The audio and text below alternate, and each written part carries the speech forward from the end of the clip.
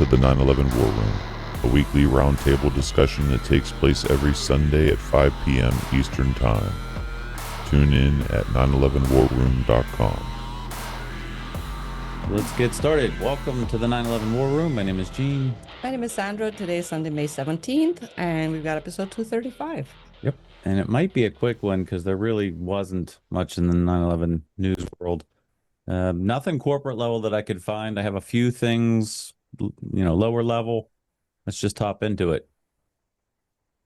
Tucker Carlson, this was last Wednesday. He did a show on Thomas Massie, and he brought up the put options again, and I just want to play that clip that he had shared. Here we go. Shortly before 9/11, somebody put big bets in shorts against airline and bank stocks. Those are two businesses that were directly affected by the events of 9/11.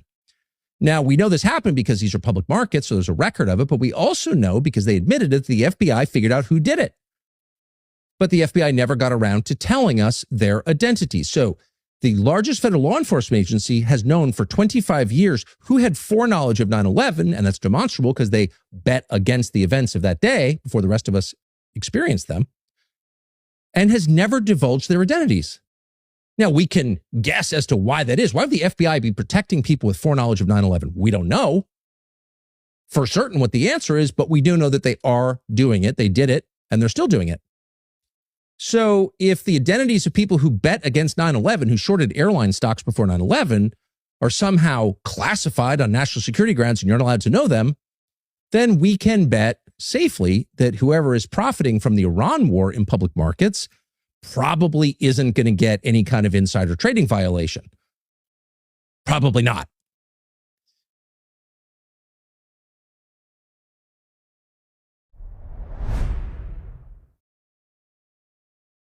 Yeah, that was it. So the rest of the show you could see, it's on Tucker Carlson's website, tuckercarlson.com, or his X account. He's on Rumble as well. I'll put the show notes in the link. Again, this was at roughly the 6-minute mark on his interview with Thomas Massie, the monologue before that.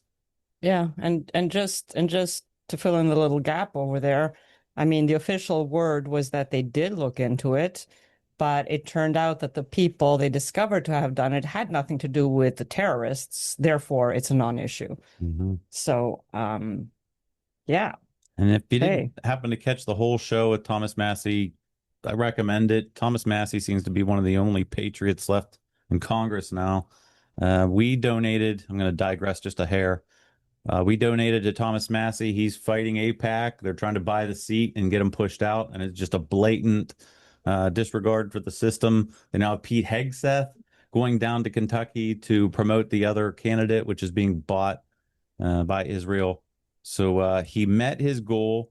He's at basically $2.5 million. And now Tuesday is voting for Kentucky, and they're going for a $200,000 final countdown money bomb. And they're about 3/4 of the way there. So hats off Thomas Massie. I hope he wins. Yeah, I'm just watching that one so closely. I'm so invested in this. I couldn't be more if I was from Kentucky. It's just, to me, everything is hinging on this one. It's just, it's really David versus Goliath in a way. And if, no matter who wins, the message is going to be very clear. It's either going to be, yes, big money can absolutely buy anybody out and they can mess with the system, or the small man still has power and, ethics and principles still stand for something. So that message is going to be loud and clear. And I don't know, I'm just rooting for Massie all the way. I totally agree. What is it about Tennessee that produces Ron Paul and Rand Kentucky. Paul and Massie? Kentucky. Kentucky, but close is enough. that Kentucky? Sorry. Yeah. One last item, and then we'll open up the table for anybody else. Owen Shroyer. He's loosely been a 9/11 truth advocate. He separated with Alex Jones back in the day over, I think it was Israel that they fought over. But Owen Shroyer came out a couple days ago and said 9/11 truth might be needed now more than ever, and we've been denied it our entire lives. And he says that piggybacking on Ken Shamrock. If any of you guys are old UFC fans, Ken Shamrock was one of the original OGs of the MMA back in the day. And he had said, so I watched the towers on 9/11 get blasted with planes, but one tower after about an hour collapsed like a demolition explosion, and the other tower came straight down. So I have to believe that the base of the structure all collapsed at the same time. Wow, what's the odds of that happening? So here we go. Old school UFC fighter says something. Owen Shroyer quotes it. And yeah, I think 9/11, solving 9/11 would really get to the Who bottom. is he? Who is this person? Owen Shroyer, he is a podcaster that came from InfoWars when he separated from Alex Jones. Had a bit of a falling out there. Michael Cook has a sound. All right, that's all the news I have. So let's open up the table. First hand up, Mike Cook. Hey, thank you guys. Can you hear me? Yep. I truthed Thomas Massey really good on his first campaign. He was doing these really cool things. He called it Coffee with Your Congressman. Mm. And he showed up at a little shop just a few miles from the house, and I went by there and was very patient and didn't say anything and raised my hand. But before he left, I handed him a good fat packet, and he was headed back home. Not to of green have stuff, little- I hope. Huh?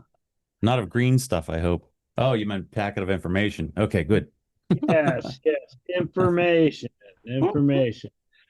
And yeah, I think I probably got to him. He had a little bit of time because he was headed home before excuse me, before he went on more of his campaign. And he is my representative. I don't know if I can switch my whatever you call it. I mean, I went Republican to vote for Ron Paul in his primary, and then I went back. I think independent is all they allow. They don't have green here. But maybe I could get it switched and vote for him on Tuesday. Nice. Yeah. Before I go to Roy, one other quick note. I mean, how great Thomas Massey is, in my opinion. He was Representative Massey. We talked about this a couple weeks ago. Introduced bill to protect Americans from federally funded propaganda, the Smith-Mundt Act. He was looking to get that reestablished. He introduced the H.R. 5704, repeal the Smith-Mundt Modernization Act to protect American audiences from domestic dissemination of federally funded propaganda by the State Department. So this guy is one in a million. Yeah, he's the real deal. Let's go to Roy. Yeah. I just Mike had said about switching his registration, his voter registration. That is not possible. You have to have been registered as a Republican last December in order to be able to vote in this primary. I just found that out the other day. Thanks, Roy. David? Yeah, I posted this before, but it's relevant now. Probably the most important thing I've ever done in my life is I put Tony Zambotti's essay, 25 points criticizing NIST, in Thomas Massey's hands right after the 28-page hearing on Capitol Hill. Massey is MIT grade like me. I mean, he's quite accomplished.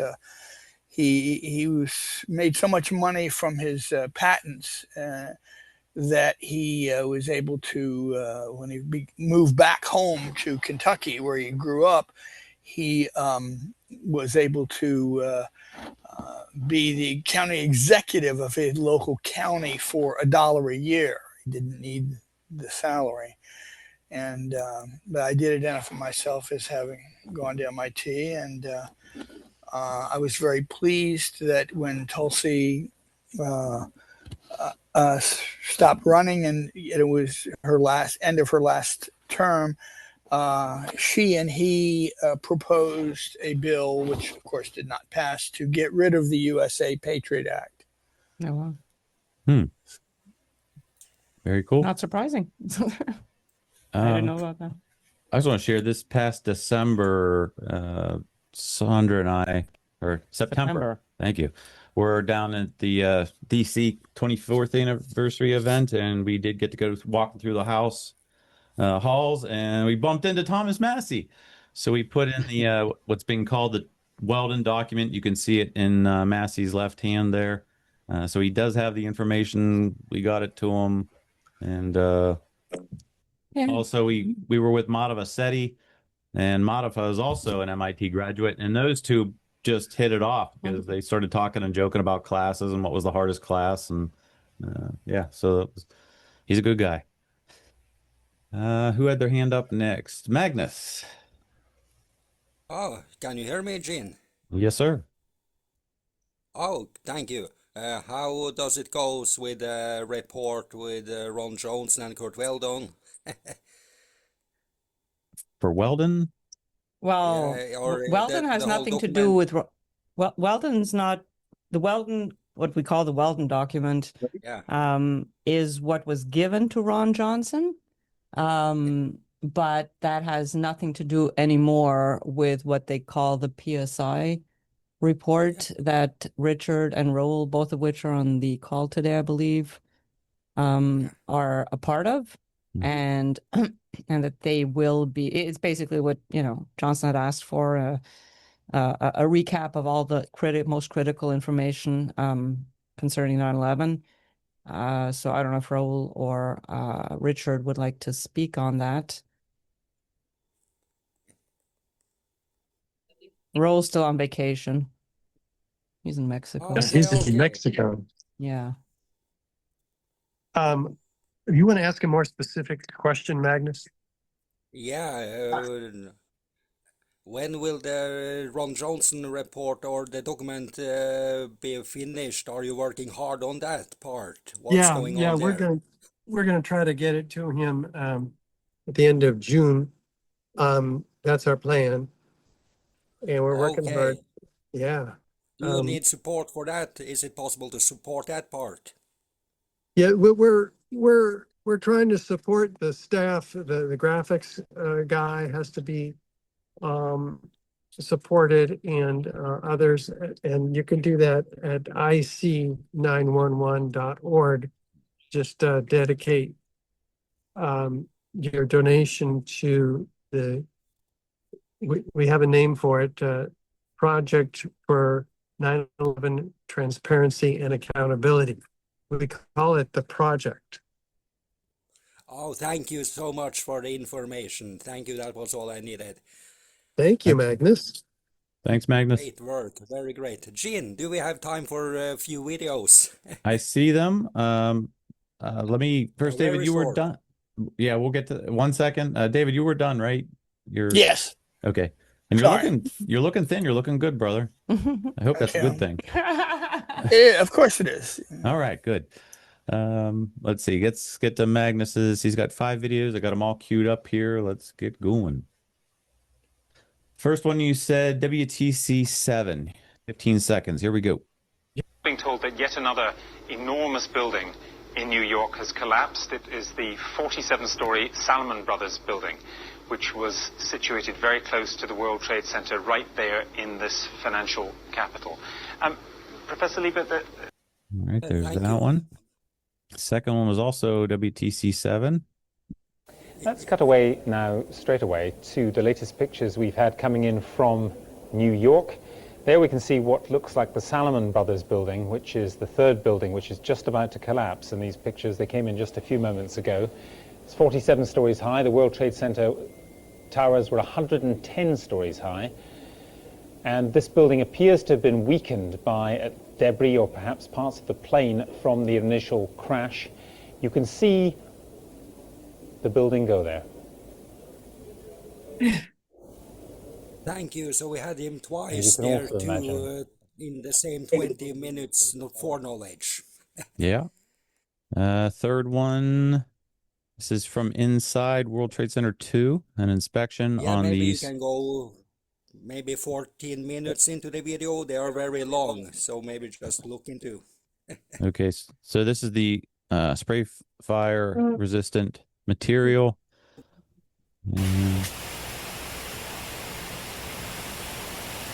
This is a coating, a cementitious coating that you would spray on the steel to give it an extra fire rating. And this was an inspection, I'm gathering. Moving further south to 237.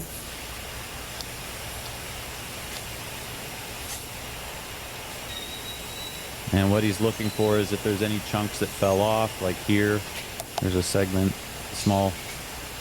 And when you're doing this, I'm in construction management, you're allowed 10% to not be covered. Really? Of course, that could be more stringent depending on the specifications. But there, you can see the red steel. So just because That's there's okay? one, it's tolerable. Oh my In a God. couple of buildings I've been building, yes. What is that you circled? This is where the spray foam has fallen off, and you can see the painted steel underneath. So it does add a great deal of resistance to the steel from the heat, from the flames of a fire. I'll double check that. Let me look in my specs, but I was pretty sure I heard up to about 10% Have you ever had to scrape that stuff off before? Yeah, that sucks. They want to add a interior wall, and you got to tie into those beams. You got to get up there and scrape that off, and you can nail, and then they can spray it again. So Mike's saying, as a carpenter, if we're going to frame a wall in here, you have metal studs and the top track's metal, and you'd have to scrape off a channel there so that you could shoot that top track up on these bar joists and start running your walls. Yeah. And some people are really finicky. When you do scrape that off, they want to come back and patch in things. But yeah, I'll get That's back on that fine. 10%. All right, that's that one, Magnus. Next. Gene, just a Yes, quick ma'am. question on that last one. After an inspection, Mhm. would they require those 10% to be re-sprayed? It depends on the inspector. Uh-huh. Yeah. And I was talking about the projects I've been on. You may be in a project where they want it 100% covered up. Hey, thanks. Yep. What's this one, Magnus? It's also another long one. Oh yeah, just go 14 minutes into it. I think it's more in that tower. And here's an example. So it looked like some of the trades needed to put their unistrut. Let's see if we get to, you can see what they scraped. And it's hard to see there. Diffuser. Trying to get to an example where you guys would see it scraped off.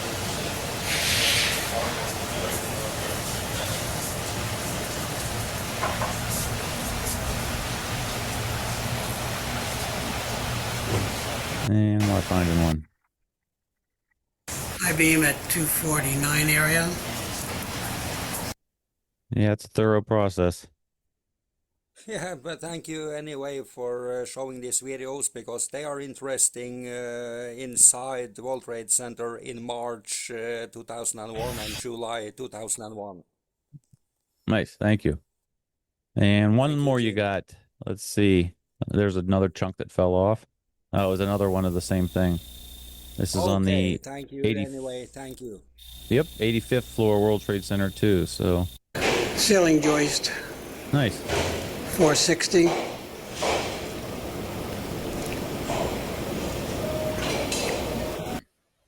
And again, this material, I was leading a tour with my project manager, and we had students in the school building we're doing, and she had said, "Yeah, we need that spray coating on there because if we didn't, that so the school instructor for the kids said, oh yeah, this building would melt. That steel would melt if it wasn't covered up." And my PM said, "Well, it would lose its strength and could probably cause the building to collapse." And I'm beside myself going, both of you are wrong. And then, I have to talk to them in private. All right. I think that's all the videos. Thank you, Magnus, very much for that. Yeah, thanks, Magnus. You can see the decking too, the steel decking, the forms for the concrete floors above that span those what did you call them? The trusses. Mm-hmm. Joseph, what do you think of this? Whoops. Diana, your hands up. Yeah, let me turn off. Yeah, just wanted to about Massey. I saw him at the conference that they did for the fundraiser, And I think it was Carl asked him questions about 9/11, and I asked him if he wanted to participate in our conference. So he definitely knows about it. Gave the impression that he knows about it. Nice. Yeah. I think he just has so many. He just has so many fish to fry right now that. Well, that's probably one more thing that he doesn't want to. He's already in trouble for so many things. So, but I was thinking, since the younger generation supports him, but the older generation shouldn't. They should have some kind of campaign, even though it's like one more day, to tell the children to tell their fathers. Show your dad this, show your granddad this. Yeah. That'll be my hope. Massey 2028. And if we don't have justice by then, hopefully maybe he'll tackle it, because by then he will have gotten over the hump of getting by APAC. Well, he said when I started speaking, he said if he didn't win this time, he was gonna stop trying. Wow. I hope that I hope that doesn't happen. Thanks, Diana. Okay. Mr. Hockey. Craig, what do you got? I don't want to talk about hockey. Let's just put it that way. We'll see if Monday's better. But anyway, a couple of quick things. I wanted to mention, I want to draw people's attention to an article that Andy Steele just put up on his blog, which is Insomniac Ave. I always want to say Insomnia Cave, but it's insomniacav.substack.com. And he's talking about documents that were seized by the CIA from the Office of the Director of National Intelligence, which was documents on JFK and MK Ultra that were, in the process of being declassified, in line with the, the Anna Paula Luna, committee. And so he's looked at that, and he's kind of looking at whether, is this something that the president wanted? Did he want to pull back on some of the things that were being released? And then, and I haven't had a chance to really go through the article thoroughly, so please read it yourselves. Don't depend on my summary. But the question, I guess, then it then leads to the question that would be of interest to all of us, also, which would be the 9/11 part of it, because that was supposed to be one of the blocks of information that was going to be declassified, and there was going to be, I guess, hearings and things about the 9/11 documents, chaired by Congresswoman Luna. So, so please check that out. I meant to sort of really give it a good, thorough read before this call, but I was kind of having technical issues and didn't really get it as much time as I wanted. So, but I think it might be of interest. Could you put the link in the chat for us? I'll do that right now. I got you. Yeah, Gene's gonna do it. Let Gene handle that. You're going way above my pay grade for how to do things on a phone. There we go. It's in the chat. Okay, good. Thank you, Gene. And so I don't really have. I guess I was curious, about this idea of the Ron Johnson document, that being done by the end of June. I am kind of curious, and I don't know if Richard wants to tell us or not, but I am kind of curious as to whether any of the discussions that Mick is having with different people about, whether he would end up recommending additional information to be included in that document that maybe wasn't planned originally. I'm kind of curious whether that is still a possibility, given that we're talking basically a month from now, or not much more than that. So anyway, I don't know if Richard wants to answer that or not, but that's a question that I just had. I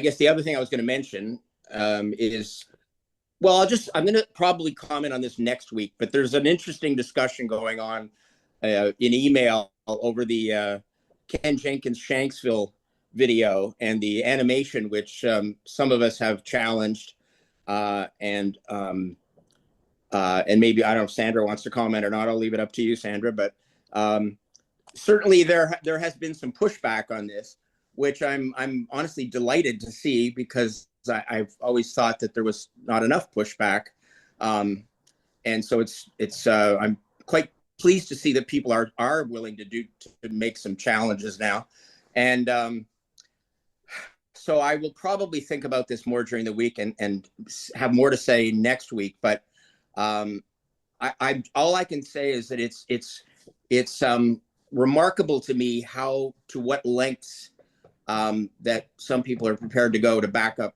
big chunks of the official story. So I'll just leave that there for now. Thanks, Thank you, Craig.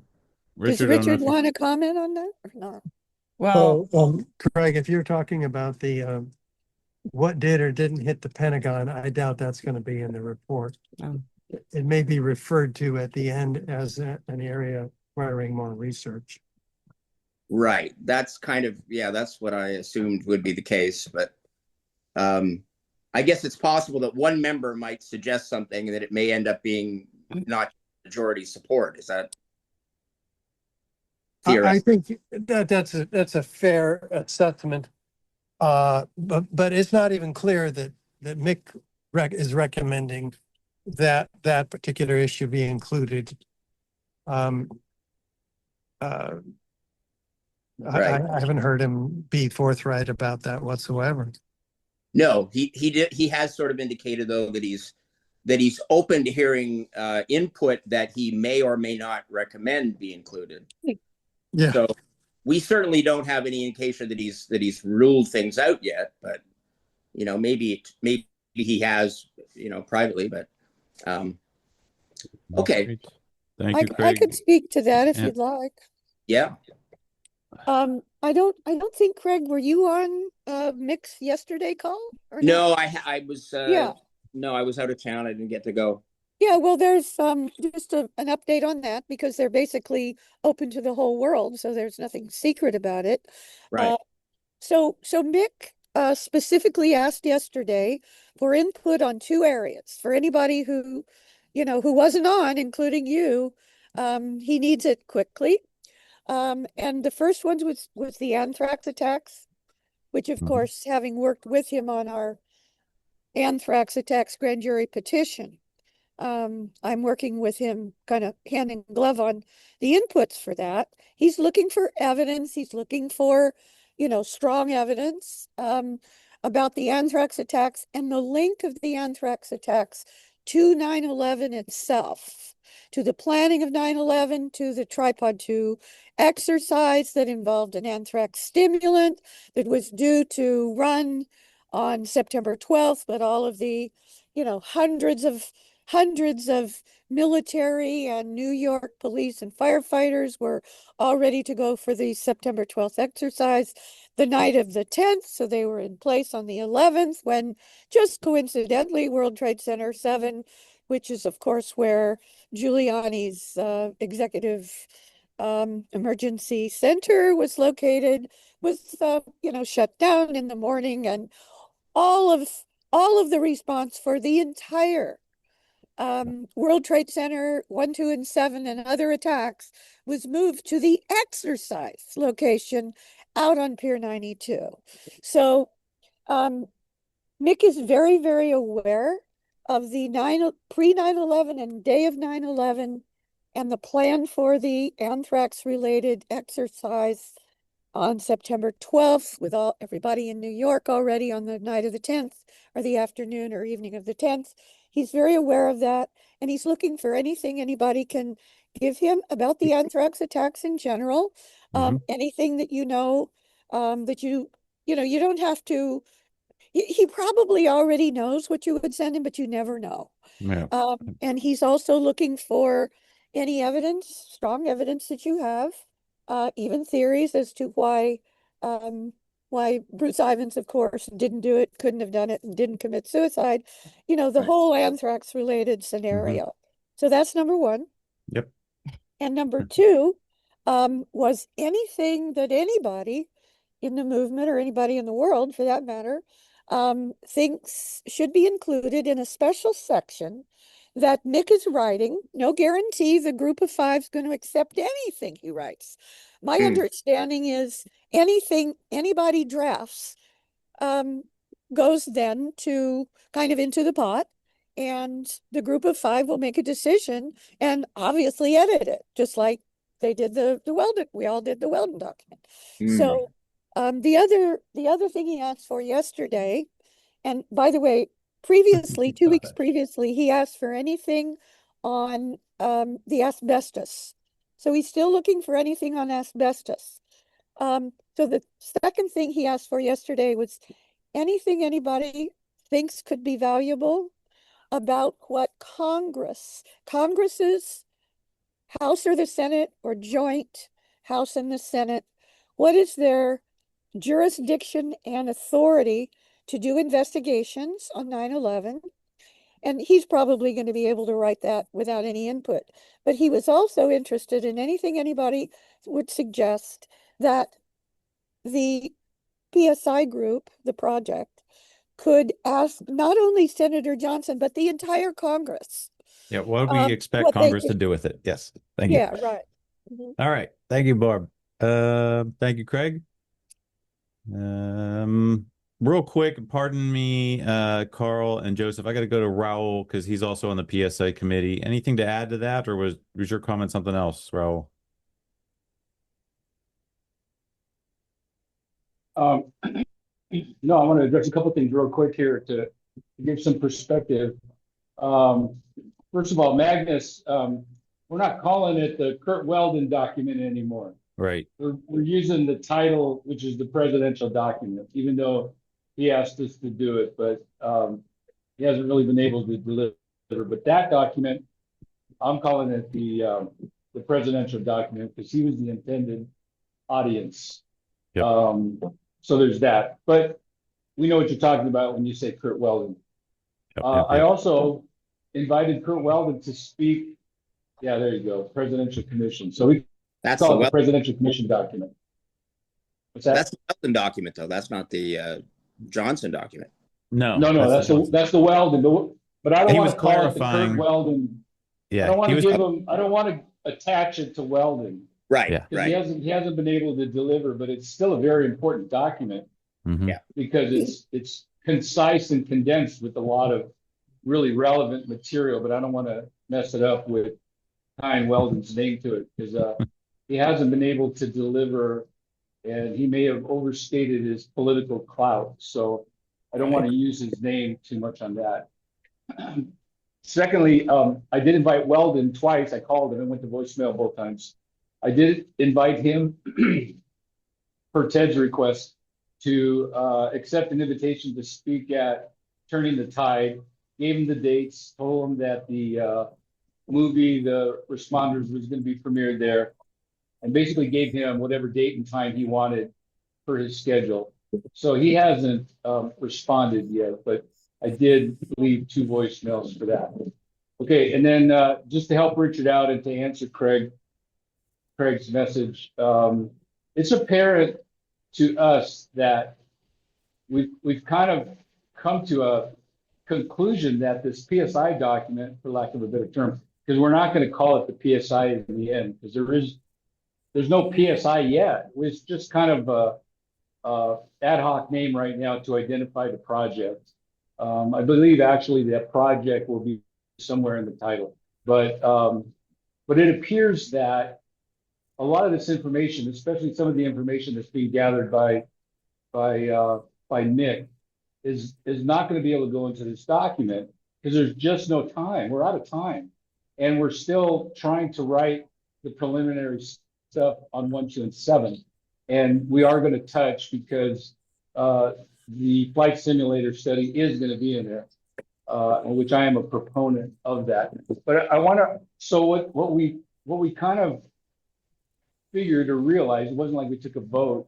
We just figured that this is going to probably be a living document that's going to go through changes in the future that will include future information. But to think that it's all going to happen on this one document again, the reality is I don't think that we're going to be able to do that with what we already have to accomplish between now and then.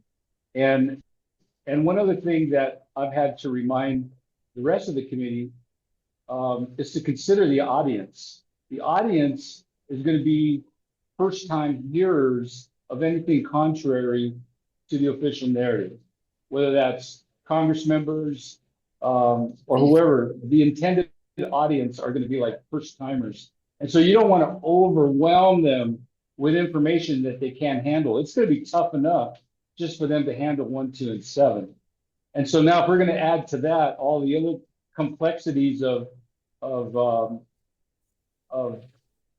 Flight 93 and the Pentagon, I mean, you're dumping way too much on first-time listeners. For us, it's easy to categorize this information and keep it organized and realize what's solid and what's still being deciphered or ferreted out. But we have to remember who the audience is, all right? And again, firefighters, that's still a first-time audience for the majority of the American Fire Service.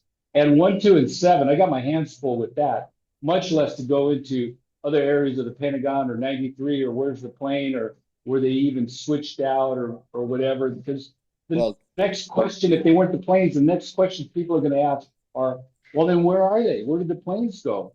And we can't answer that. And so once you start throwing stuff out that we cannot answer, then we run the risk of losing that first time audience. So we have to keep in mind that these are first time people listening to the contra narrative, and we have to go by that. But it's pretty apparent that it's not going to end with this, meaning the PSI document. It's just, we want to conclude everything and we want to include all aspects. We're just not going to be able to get it done realistically to Johnson. We can't give it to Johnson in September.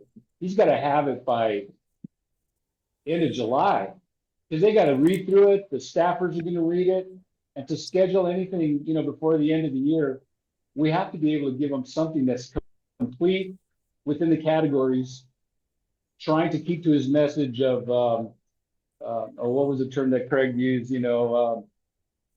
Unquestionable. What was that term, Craig? Oh, it was irrefutable, was it? Irrefutable evidence. Yeah, we're going to try and stick to that as much as we can. But the reality is, Mick is trying to be transparent, as we all are. But we also have to realize how much time we have left to write a good document and have that irrefutable evidence. And we may not be able to ferret it out. So the reality is, I would say, Craig and the rest, we're probably not going to dive deep into Pentagon or 93 at this stage of the game. And it's just not likely to happen. And it's not that we're being gatekeepers or anything like that. That's not the spirit of the committee. So I hope you all understand that. But I don't want you guys to get your hopes up too high and then come to the conclusion that somehow we voted to leave it out. That's not the case. Yep. Thank you, Tommy Bahama Khalid. I'm going back. Yeah, I got my Khalid and Tommy Bahama shirt. Tommy Bahama. I gotta get back. I gotta get back to my margaritas and tequila. Thank you very much, Ro. I'm glad to hear what you said. Thank you so much. Let me get back in the stack. Thank you, Ro. Carl, back to you. Yes, and thanks. I commented yesterday. It really seems better if people keep themselves muted rather than some people feeling that they're allowed to just jump in and interrupt or comment. So I'd ask to be given a couple of minutes here. There's a long tradition of congressional hearings being used to grandstand and as limited hangout events. I mean, I've lived, my whole life has been the time of JFK's assassination and hearings, and everything keeps getting pushed back. But even John Kiriakou, who has now been elevated into prominence now, says, well, they're never going to release the 10,000 documents that say Israel did it. So, there's, which is why I asked Thomas Massey at this fundraiser Diana was referenced, she was at, that could he apply the same technique, which was using a, quote, discharge petition to avoid the speaker or anyone else procedurally keeping something from coming to a vote, if he can introduce, as he did for the Epstein files transparency, if he could do something comparable for, both JFK and 9/11 transparency, because Congress is never going to investigate anything to any great depth. They're too controlled politically. I mean, we see that even with how, it's dwindled down to Massey being the only credible, absolutely truthful voice in Congress right now. So I think the best we can hope for is that Congress would follow the Epstein files transparency pattern and just release whatever is there that NIST has or anyone else has, so then it's out there and it can be discussed and analyzed in an open forum. Something else that came up yesterday, Mick asked about and I brought this up previously, both in his call and here, about where the super thermite might have come from. And I pointed out from Boleyn's book, Ehud Barak's connection to a couple of U.S. entities, one of which has had the capability of producing nanoparticles, nanothermite. And so that's within the realm of Boleyn's material. Boleyn also, of course, gets into the foundationally who benefited from all this. Up until 9/11, for 30 years before that, since Carter, the whole progress of Middle East affairs had been working towards a two-state solution, the Oslo Accords, all of that. And then all of a sudden, even Gaza had its own international airport leading up to about 9/11. And soon after that, the Israeli attacks on Gaza began, which included destroying Gaza's airport. So 9/11, didn't benefit any Muslim interests. It did benefit, the progress of the Greater State of Israel project. So that's been stated previously. But regarding that, please don't interrupt, the source of the thermitic material and Boleyn's information and analysis, it raises the question, and also who benefited. It raises a question for me. Mick said he would perhaps be addressing the circumstantial evidence of who benefited, but maybe Richard can address this in a broader context. Boleyn's analysis and information, who among the five is responsible for considering what Boleyn has pulled together? Thank you, Carl. Any response from Richard?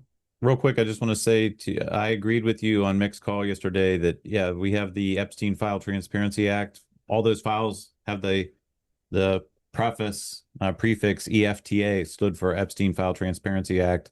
We would like, and I agree with Carl, we should have a 9/11 File Transparency Act and release all the files. So, but I don't know, Richard, if you wanted to respond to Carl or anybody. Which of the five is going to consider Boleyn's material?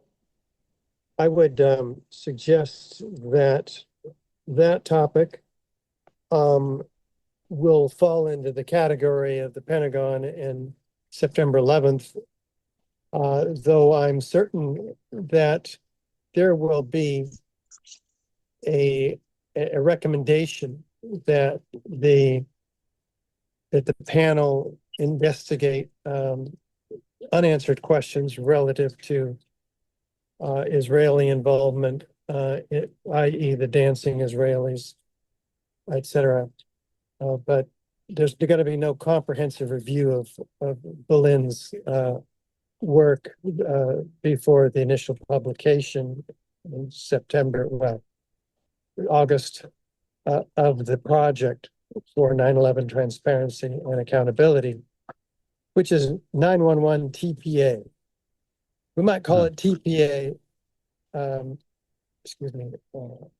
PAT. Pete. What's it? Oh, dear. Richard, where are you calling from? You look like you're in a bunker. Yes, I'm not in a bunker. Transparency and accountability, PTA. So we call it the project because PTA sounds silly. So anyway, I hope that answers your question. Are you going to have 9/11 in the title? No, without cutting in, just to wrap up my last two questions, I'll point out in chat, I just uploaded actually the original video of USS Liberty's Phil Turney and I meeting Thomas Massey in a Rayburn House office building elevator. That's great. Not 9/11 related. What else do you got? Yeah, if you can show that, though, I think the interaction with Massey. 9/11 related. The other question, please, sir. Broader context. Well, Barbara Honegger brought up yesterday during Mick's call that she said Senator Johnson was, had either, I'm not sure, lost enthusiasm. I'm not sure what phrase she used. And I'd asked if she could clarify that yesterday, and Mick didn't want her to. And maybe, Barbara, you could clarify today what you were saying? No, I'm not the source of it. Well, you just mentioned it. We know this, that his aide gave him the National Geographic debunking of 9/11 truth, which they had interviewed myself, David Ray Griffin, and Dylan Avery, watching these silly experiments that they did at the Energetic Tech Materials in New Mexico. And I think he was just trying to tell me that he's got, some opposition from among his staff. And I sent him our rebuttal to that ridiculous hit piece. So it's not, he may or may not have grown a little cold, but that's what I know. Thank you. Thank you, Richard. Thank you, Yeah. Carl. Joseph, finally got to you, sir. Mr. Alaska. I just hung on to apologize for the interruptions my computer makes when I get an email. She announces it to me. I live alone and I desperately need human contact, so she announces my emails as a treasure. I did have a question. It was all the way back on the films that you showed little clips of, and my question would go to the asbestos that was in use all of the North Tower and half of the South Tower's construction. They used an asbestos-based fire retardant. Was that not the stuff that was shown in your film? Because I was amazed that it was completely open to the air, and as pieces fell off. And anyway, the person to answer that would be Jerry. Jerry, if you come off mute, you know more about the asbestos. It was actually, he has a document from the original contract documents that show that asbestos was used in both towers. Oh yeah. Maybe even going clear to the top. Jerry, could you elaborate? Yeah, clear to the top. And okay, let me say it ahead, because I've been telling people a certain thing about asbestos since it happened. So let me know what the truth is. Yeah, the Port Authority played down the amount of asbestos that was used. They played it down, but then later, as they were abating the asbestos, when people who were occupying these offices wanted to modify the offices, particularly moving the false ceiling tiles, they had to admit that it was existent in World Trade Center 2 in the form of spray-on fireproofing, which is what's on these trusses that we're looking at. I don't believe that those ones that we looked at they're at floor 85. They were at the south face of the South Tower there in that video. I don't believe those are, I'm just trying to work out if I'm right there. I think I am. But I don't believe that is asbestos containing material there that we're looking at.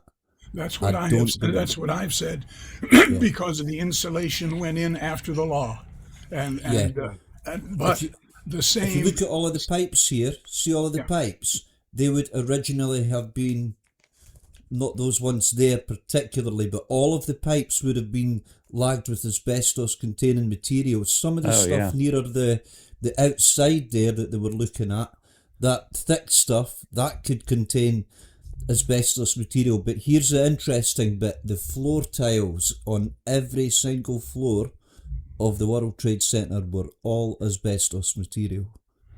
Oh, the 6x6 tiles. That's been my story. Thank you very much. It's Thank you, Jerry. Pleasure to meet you. I met the most intelligent woman today. She agreed with everything I said. It works both ways.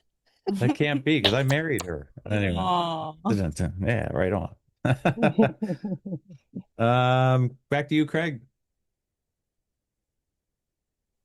Oh, I'm getting faster. I'm figuring out where things are. Okay. I didn't. I would like to have responded to Raul, but anyway, perhaps I'll talk to him at some point. But just a couple of thoughts I had, at least in response to some of the things he was saying. First of all, there isn't enough time thing. I mean, I guess that is what it is. But my main concern is that we not send a document that makes no reference to the fact that the movement strongly challenges, the evidence that Flight 77 at the Pentagon and Flight 93 buried itself in a field in Shanksville. I think we've got to say that is, and I would You mean say Shawnee Lake? What's that? You mean Shawnee Lake? Yeah. Oh yeah. Anyway, it's a joke. Don't Inside get joke. Started. But yes, like that would bother me if there was no mention of the fact that these are strongly contested, and not painted like, oh, it's 50-50. Some of us think this and some of us don't. Like none of that stuff, because it's not a 50-50 deal and it never has been. So that would concern me. But I also thought about, when and I knew this already, but the Pierce Robinson's flight simulator study. Raul was saying how, well, we don't want to give them too much stuff because, they're just newcomers and they're just digesting new stuff. And then we're going to give them a 50-page report with all this video about flight simulators. And a lot of that report, as was discussed, on the thing last week, and I raised the concerns about it, that, it seems to assume, or it seems to want us to assume, the official flight path, which really, I guess, with the World Trade Center, that's not really the area that is where the flight path is so hotly contested. It's with Pentagon and Shanksville. And so yes,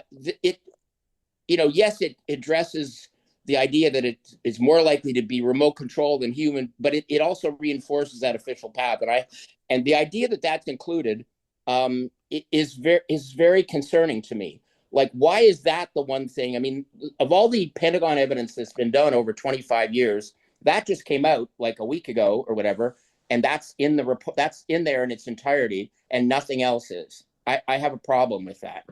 And if you're trying to make the most impact with, not overburdening the people you want to read this, why would you give them a 50-page report that focuses on an aspect of 9/11 that I think is it's important, but it's very much secondary to the real central things. I mean, as I've often said, and you can never go wrong with repetition, I always feel, any staging at the Pentagon proves government involvement. It absolutely proves it, because nobody else can sneak into the Pentagon and mess things up. So the idea that we would present them with, okay, we've got 50 pages of Pentagon material for you to look at, and all of it is based on the question of whether the official flight path was flown by humans or by remote control. Because even remote control, there's no guarantee that means that the government itself did it. I mean, the argument can be made that somebody else managed to. I don't know how that. You can start there. You can start there, and if you can absolutely rule out that hijackers did this, then that's a starting point, and you build upon that. It's not the end of the equation. Right. It's not. Well, it can sort of send you down the wrong area of inquiry, perhaps. Okay, but one step at a time. One step at a time. First, you rule out hijackers. Well, okay. You eliminate the impossible. Not the first step I would choose, personally. Yeah, maybe. Reinforcing it's reinforcing part of the cover story, which is just a quick comment. The 50-page paper won't be included in the report. It will be referred to as a footnote. It will not occupy any substantial percentage of the report. Okay, that's good. I'm glad to hear that, because it seems like it would contradict what Raul said about not giving them too much up. So they can look at it or not look at it. Okay, that's better. That's better. That's Good, better. So, yeah, that's it. Thanks. Now if Raul wants to weigh in on that, Okay, or- Raul, I'll skip to you real quick. Oh, there's Forgive me, Raul. Phil. Good. Am I on? Okay. Yep, go ahead. Yeah, I think so. Okay, so to answer Craig a little bit more, we did decide, I think, in the last meeting that it's still okay to ask some questions. Like, just for example, I'm not saying this is the question, but like we can ask the question about 93, like, well, where's the plane? How did it get buried? I mean, we could pose those questions as something that is leading them to pursue it further. It's not like we're not ruling out no mention of it, but Right. what we are ruling out is the substantial proof behind it, because it gets sticky then. But you can certainly ask the question. And to me, if you implicate 1, 2, and 7, the Pentagon's a no-brainer. It's implicated. That's how I feel. The reason why I want to go, I vote for going with the flight simulator study is because I got three. I got 3 areas of science foundation that I'm standing on. The Alaska report, for one, and we all know about that. The explanation from David Chandler and Zamboni as well, on how can the top 1 quarter drive the entire bottom 3 quarters without any resistance and go down that road, including the temperatures. And so to have some sort of study gives me ample ammunition, so to say, to convince them that this just wasn't 19 hijackers. A lot of firemen think these 19 guys ate us and they flew the planes into the towers. So if I could cast some sort of doubt on why would they rely on the success of these particular guys to carry out such an important mission without backups, and that with Piers already explained, that it's not human inclination to do it the way they did. That's enough for me to cast doubt on these people to say that these guys weren't in full control of the plane. Now, what we're not saying, and I don't think I'm ready for that, is that the hijackers weren't even on the plane. I know that some of us in the group are looking at information on that. That's still a hard one for me, and so I'm not even sold on that. It's much easier for me to say that they were remote controlled and the 19 hijackers, along with all the passengers, died in the plane. That's kind of where I stand right now. I am not comfortable pursuing that the hijackers never got on the plane or that the planes were switched out and these were like drone-like aircraft. I think that's what I mean when it's too much to ask. But the flight simulator, Craig, I think adds to having them question the narrative. And that's my goal. It's like they're not telling us the truth and it didn't go down the way they said it did. So that's why I think the flight simulator is so important, because it convinced me. Tony Robbins convinced me when he said, how can you can't even see the New York towers from where these guys turned the plane around. They were headed west toward Los Angeles. They turn around and they can't see visible targets at 33,000 feet. And it's like, okay, so that gets me on the path to question the real ability of these guys to fly it and hit all 3 targets on the first shot. So that's why the flight simulator study is important. Whether it's conclusive or not, I don't care. I want to ask those questions and get these people to start questioning that it just wasn't 19 guys that made a decision and wanted 72 versions and let's do it. Allah be praised. I have to go deeper than that. So anyway, that's my comment on that. Thank you again, Tommy Bahama, Khalid Sheikh Mahama. I like. And if anybody wants to look like Raul, you can get the Magnum PI Tommy Bahama shirt. They got it on eBay. Magnum PI in short sleeve summer beach sizes.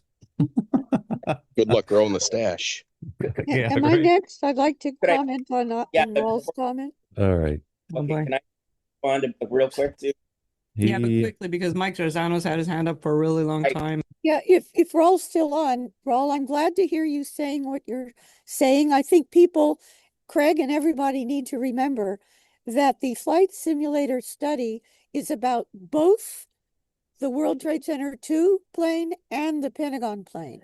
So it's throwing doubt on the official story that hijackers were in charge of the planes, controlling the planes in the final approaches. That's very, very important. And I agree with Raul that what's important in this, in the main part of the report, even if the flight simulator study is just in a footnote, it's important to cast huge doubt, like a huge black cloth, on the official claims, one after the other. Now, if the flight simulator study is just going to be a footnote, I do agree with Craig that it would be good to be explicit in the footnote as to why the flight simulator study is important from the point of view of the majority of the movement. That the purpose of the flight simulator study being included in the footnote is that it casts serious doubt on the hijacker story, at least in the final approach of all of the targets, for that matter.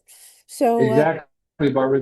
That is exactly the strategy that I'm pursuing. And then the next logical question is going to be, well, what about the Pentagon?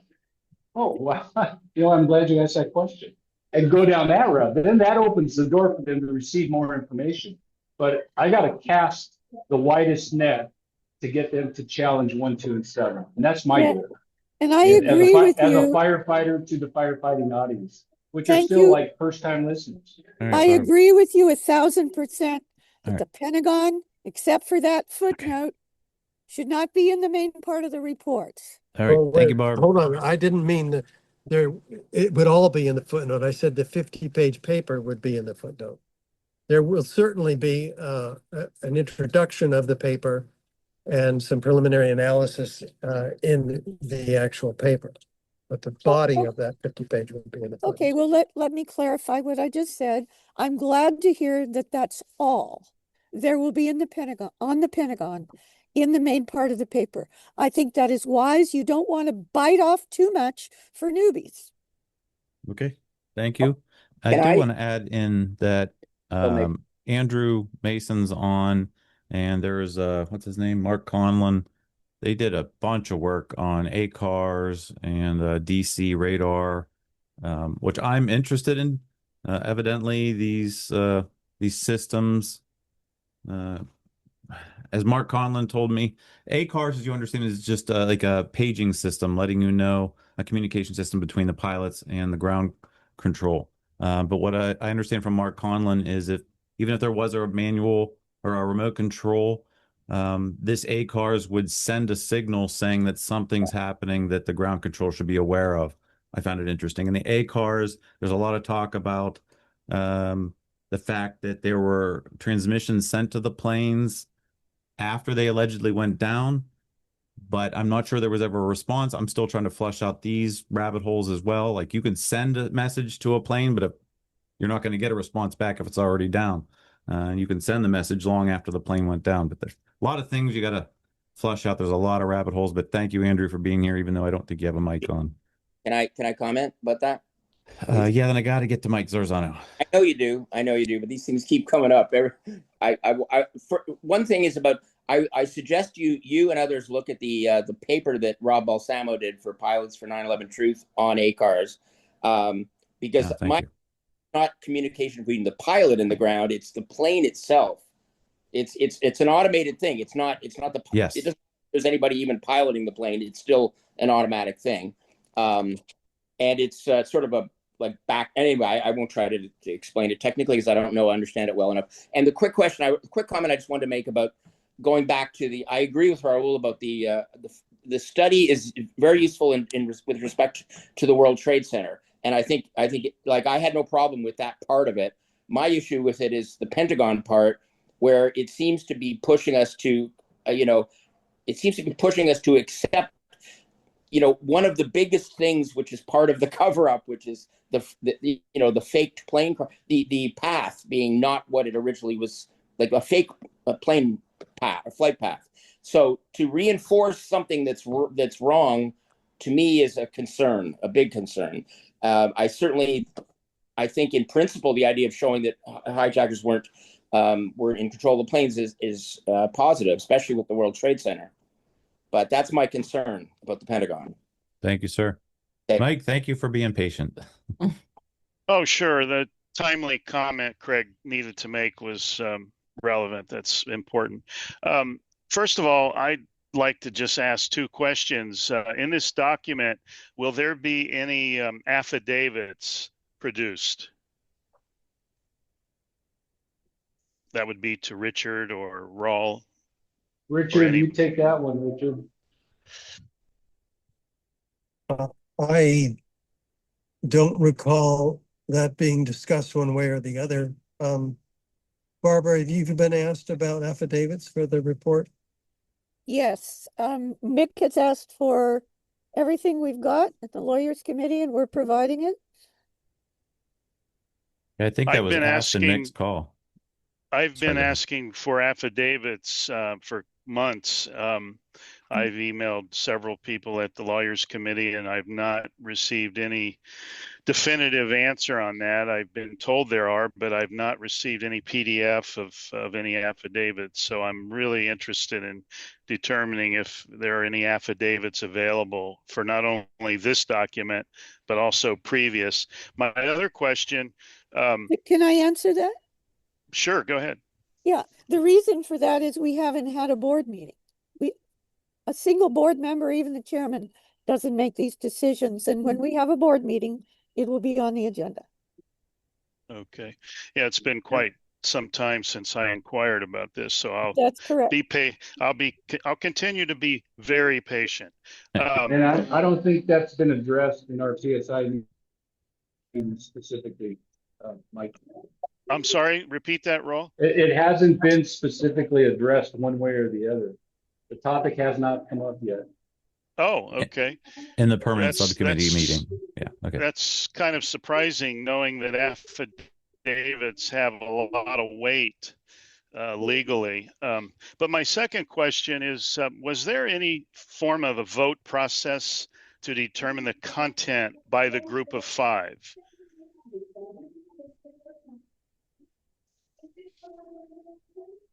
We're not at that point. I think we haven't structured it like we're taking votes.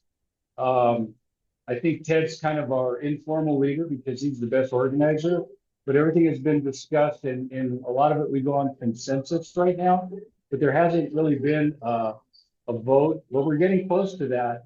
We're getting close to that because there is going to be information that has to be included and information that may not be included.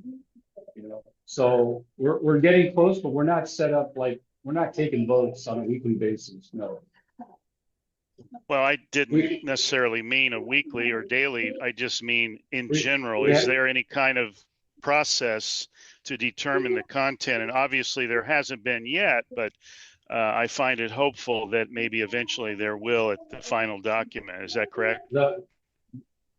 Oh yeah, absolutely. There's outlines that we've been working on, and those will be shared with everybody. I do, and Richard, you could address this more. There is a sense of we want to control the outline because we don't want other people to get a hold of it, people that aren't friendly to our cause. So it's not secret, and at a timely, everything will be brought to you guys when it's ready to go. But really, our discussions are what's included. We do have an outline that we're following and adjusting as we go along. Is that correct, Richard, to say it like that?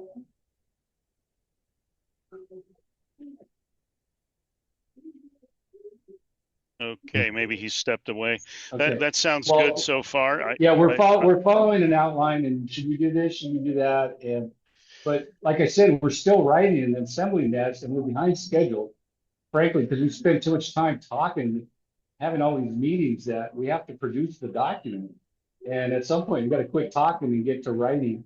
But that'll definitely come towards the end, and I'm sure that some process will be in place to say, we should include this or not include that.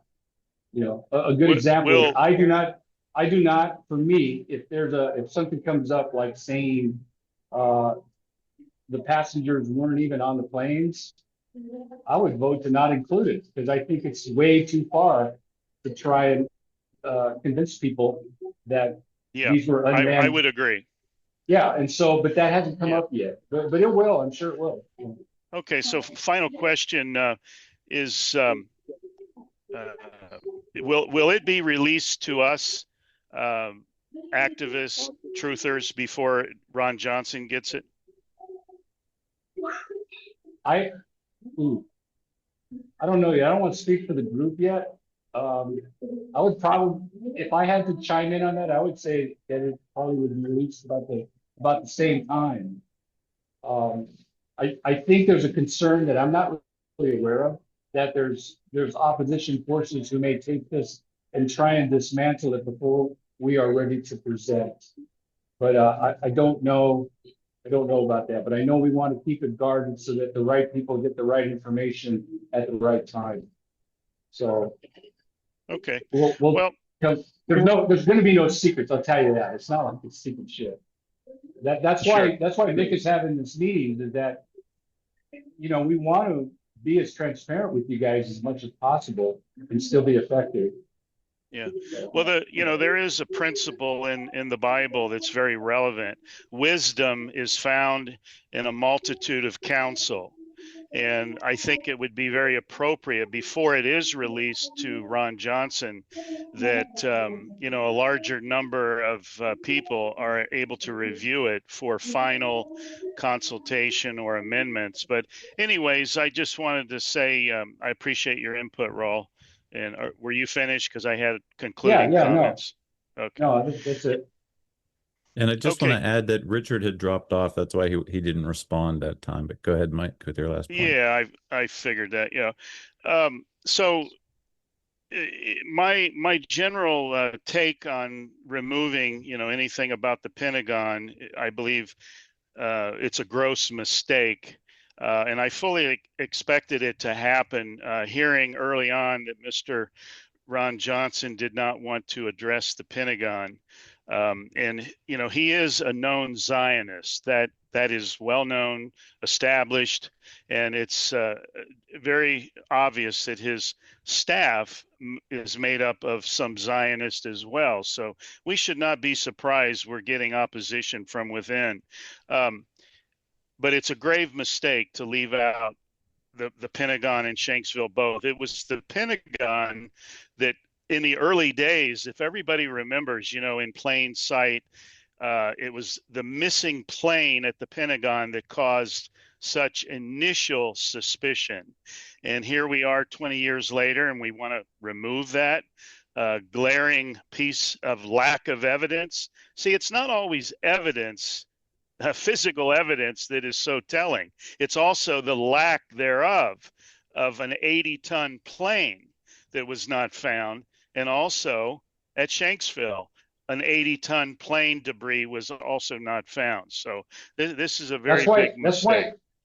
That's why we realized that this is not going to be a one and done document again. I mean, the presidential document was supposed to be a one and done, and that didn't happen. I brought up in the PSI meeting that I felt uncomfortable bringing anything up about the Israelis. I didn't even want to go there. I said, it's too much of a lightning rod right now, especially with all the controversy surrounding. I don't remember bringing up the Israelis. Did I say something about that? Yeah, the Israel contact, you were talking about Johnson being a Zionist. And, right, but I didn't mention that we should bring up anything about Israelis. I mean, no, but it may come up. I mean, that's in discussion right now in the PSI stuff.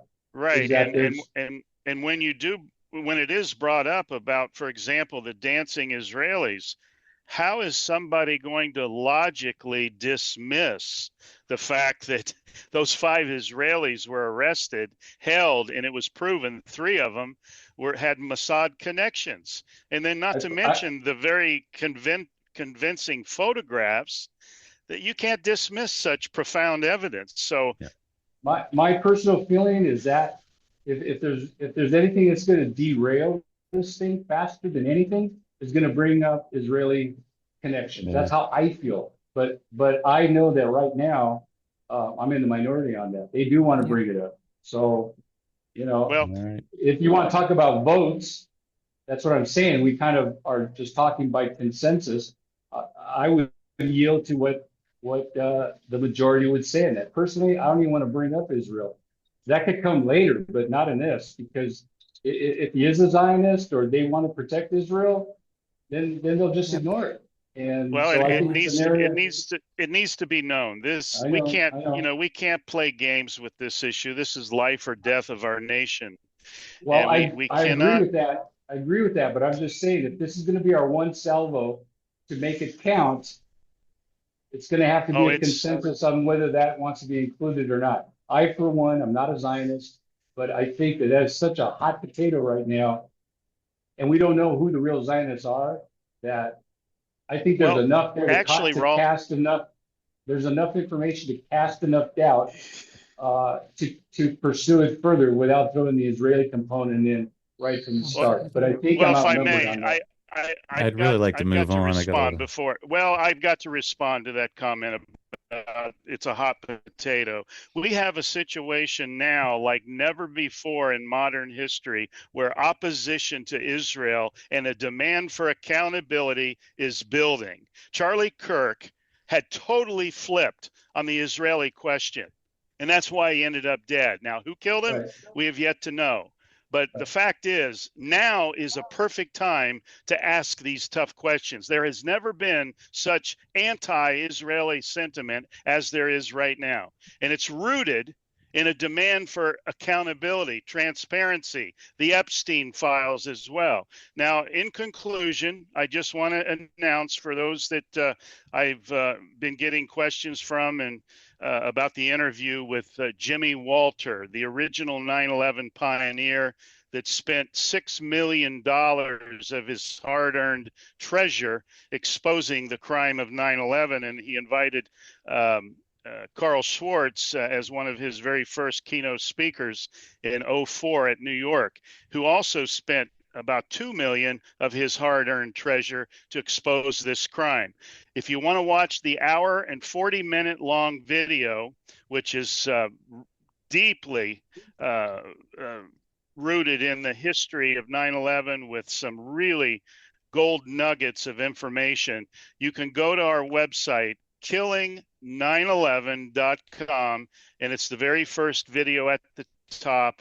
And it was a very interesting, very telling interview of Jimmy Walter. And in Florida here, his father started the company, as you will find out in the video, in 1947. And it became known as Jim Walter Homes. They built homes all over America. Jimmy held meetings all over the world with thousands in attendance. And he has been totally ignored. And this man needs to be remembered as a real American hero for 9/11. So everyone go to killing911.com, and if you have any questions, email me. Thank you. Appreciate the time. Gene, I'll end with this, Gene. I would just say I'm going to yield to the majority. If the majority want to include it, I'm not going to fight them. That's it. Yes. Yep. Thank you. Jerry in Scotland. Yeah, I'll be brief. First of all, Joseph, I put stuff in an email that I'll try and get forwarded to you, all about asbestos this week. If maybe we could get in contact via Jean and Sandra on the inclusion or exclusion of stuff from the PSI document or whatever it's being called. If you, I can see Mike's point. I can see what he's saying. I can understand Rule's response to it. Whereas if you want to give somebody an excuse to turn away from this, switch off from this, mention Zionism, mention Israel, because that gives them every excuse to go, right, I know where these people are coming from. They'll just pigeonhole you. If you want to mention 5 people dancing on 9/11, call them 5 Urban Moving Systems employees. Call them that, because you know what? It doesn't make any difference if you say they're 5 Zionists or they're 5 Israelis or they're 5 Mossad. They are 5 Urban Moving Systems employees. So why would you take that step of saying, yeah, they're Zionists, they're Israel? Because you're just going to get yourself pigeonholed. On the inclusion of the flight simulator thing, I would never include that in this document.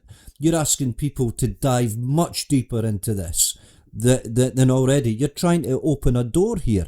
You're not trying to get people to dive right into it. This is something that is interesting within the movement. And that study, that paper, I love it. I think it's great.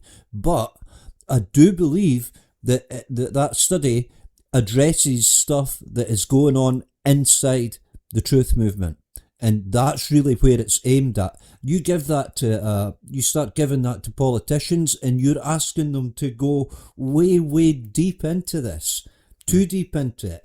If those plane impacts, the fires and the damage can't bring down these buildings, why are you going to add layers to that and say, well, who was controlling the planes? It was this, it was that, it was the raids data isn't right, the ACAS data isn't right, whatever. It seems crazy to include that, and I love the paper. I've read it 3 times. I've actually went and looked at all of the videos of the flight simulator. I loved it. It's not appropriate to hand to a politician. You're giving these people, in my opinion, a chance to turn away. But more so with the Zionism Israel thing, you need to handle that with care, and they are 5 Urban Moving Systems employees. That's my 2 pence worth, and or 2 cents worth. But I kind of feel like you've got a chance. You've got a chance here, and we're never all going to agree on what should be in this document and what shouldn't be in this document. We'll never all agree with it. You just have to take that decision, put it down, and kick the ball as hard and high as you can. Thank you. Thanks, Jerry. Let's go to Carl. Well, people with greater expertise in relevant matters than any of us on this call have called it 9/11 what it was, which was false flag terrorism in furtherance of the Greater Israel Project. And it was don't interrupt me. Who is that? Please mute yourself. Nobody's talking, Carl. Just keep going. Talking. No, well, I heard voices. Someone was speaking. So, Dr. Alan Sabrowski, this is a man who, I mean, his lineage is Jewish. He says he likes Jewish cuisine, perhaps, but yeah, his politics, his religion are not so related anymore. But yeah, he's in his mid-80s. He's losing his vision. But he spoke eloquently, firmly, and from a perspective of awareness. He was more than 10 years ago, he's director of studies for the Army War College. And very succinctly, he said that what was done with prepositioned explosives, which is obvious, once one looks at 7 and then looks again at the 2 towers, required a sophisticated military intelligence capability. And there are only a few entities in the world capable of pulling that off. And he says, among those he's familiar with, he says Mossad. I would temper that by saying I think MI6 or 5 would not want to be left out of consideration, and as well as some people within our own military and government whose loyalties may have been divided, may still be even today. So, going back again to the pattern of hearings with JFK, I mean, 25th anniversary is crucial, and unless you present to the world that, well, we still think it might have been the Muslims versus, well, maybe it was false flag terrorism. I mean, false flag terrorism is a term that is in use, all over the internet, all over Twitter, everywhere. And that'll wake people up to thinking, oh gosh, yeah, I guess that could be the case. And I mean, some of those, even on the Committee of 5, have never read Boleyn's work. Boleyn assembles he assembles the evidence. Yep. We hear this every call, Carl. For remotely piloted aircraft. If one has the capability of prepositioning explosives as complex as that would have been, one would not be relying on a bunch of yahoos. Maybe they will, maybe they won't be able to hijack something. No, you would use other aircraft that are substituted into the flight paths, you would know with certainty that the planes are going to hit. It'll be blamed on the hijackers, and then you bring the buildings down. So I really, after 25 years, I would think we could get past thinking the 19 guys. I mean, some of them have turned up afterwards, even alive. True? So thank you. Thank you, Carl. Probably smells my dog. Let's go to David.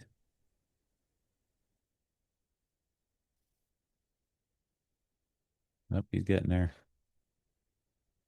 Let me try to help you. Whoop, I hit the button to try to help you and I muted you again. Right. There you go. Okay. Yes. A couple days ago, I raised this idea that Barbara really liked, and that is that the photograph of the plume over Manhattan, how could that dust plume come from gravity? And that's a very simple thing to add. And obviously, it was explosives. That's the implication. And we that all could be a liked big it, help. not just me. Yeah, well, you mentioned it. But so the point is that that could easily be included in this submission to Johnson. That photo and the question, how could this plume have come from gravity? All right. I finally found it. I was trying so quickly and I couldn't get there fast enough. But I don't understand the question, David. What do you mean? How could the dust plume have come from gravity? It didn't. It came from explosives. It came not because. Well, I mean, they're claiming that the towers came down from gravity, from fire and gravity. But what happened? Well, that would create dust too. Not like that. Well, not like that. I see the point, I guess. Yeah, David, I was the one that told you made a profound observation on that issue, and I still applaud that statement you made. That is very important. But if you look at controlled demolitions, they create a hell of a lot of dust. Well, excuse me. Sorry. If you look at a collapsed building, that creates dust also. So it's not that much, but yeah. Not even nearly that much. But no building has collapsed from just fire. It's always been from explosives, and that's our point. I've heard that before. Yeah. All right. Thank you, David. Let's go to Magnus. I'm just wondering, do we have time for the two last short videos, Gene, before we're ending? Yeah, let's do that. And then we'll get to Jack, and then we'll go around the room if everybody doesn't mind. Let's go to tell us what they are for those of us who can't see. He says 9/11 police yelled, "Watch out, watch out." Then the building started to collapse. 29 seconds. Here we go. Wall of smoke. You couldn't see where you were going. Yeah, I was about 3 blocks from the World Trade Tower when it actually collapsed, and that was the shocking thing. It came down with such fury. It was sudden. Police yelled, "Watch out, watch out." And then the building started to collapse, and it was sparkles and smoke and dark smoke, and you couldn't escape the debris. You couldn't escape. People were really running for their lives. This was horrible, horrible. I mean, I'm using that word, and it sounds dramatic, but there is nothing dramatic about it. And the second one labeled WTC. Thank you. Let's see what anchor. This was clearly the way the structure is collapsing. This was the result of something that was planned. It's not accidental that the first tower just happened to collapse and then the second tower just happened to collapse in exactly the same way. How they seems like common sense. We don't know. How they collapse, yeah. Seems like a common sense observation. Thank you, Magnus. Thank you, Gene. And let's go to Jack, and then we're going to go around the room. Jack, what do you got? Yes. The statistics, whenever I quote them, then a new one comes out and proves me wrong. But the one I found was that 49% of all people who watch TV on cable get their news from Fox News. And Mark Levin is on radio, and he is between 12 and 29% of all people who listen to the radio in their cars listen to him.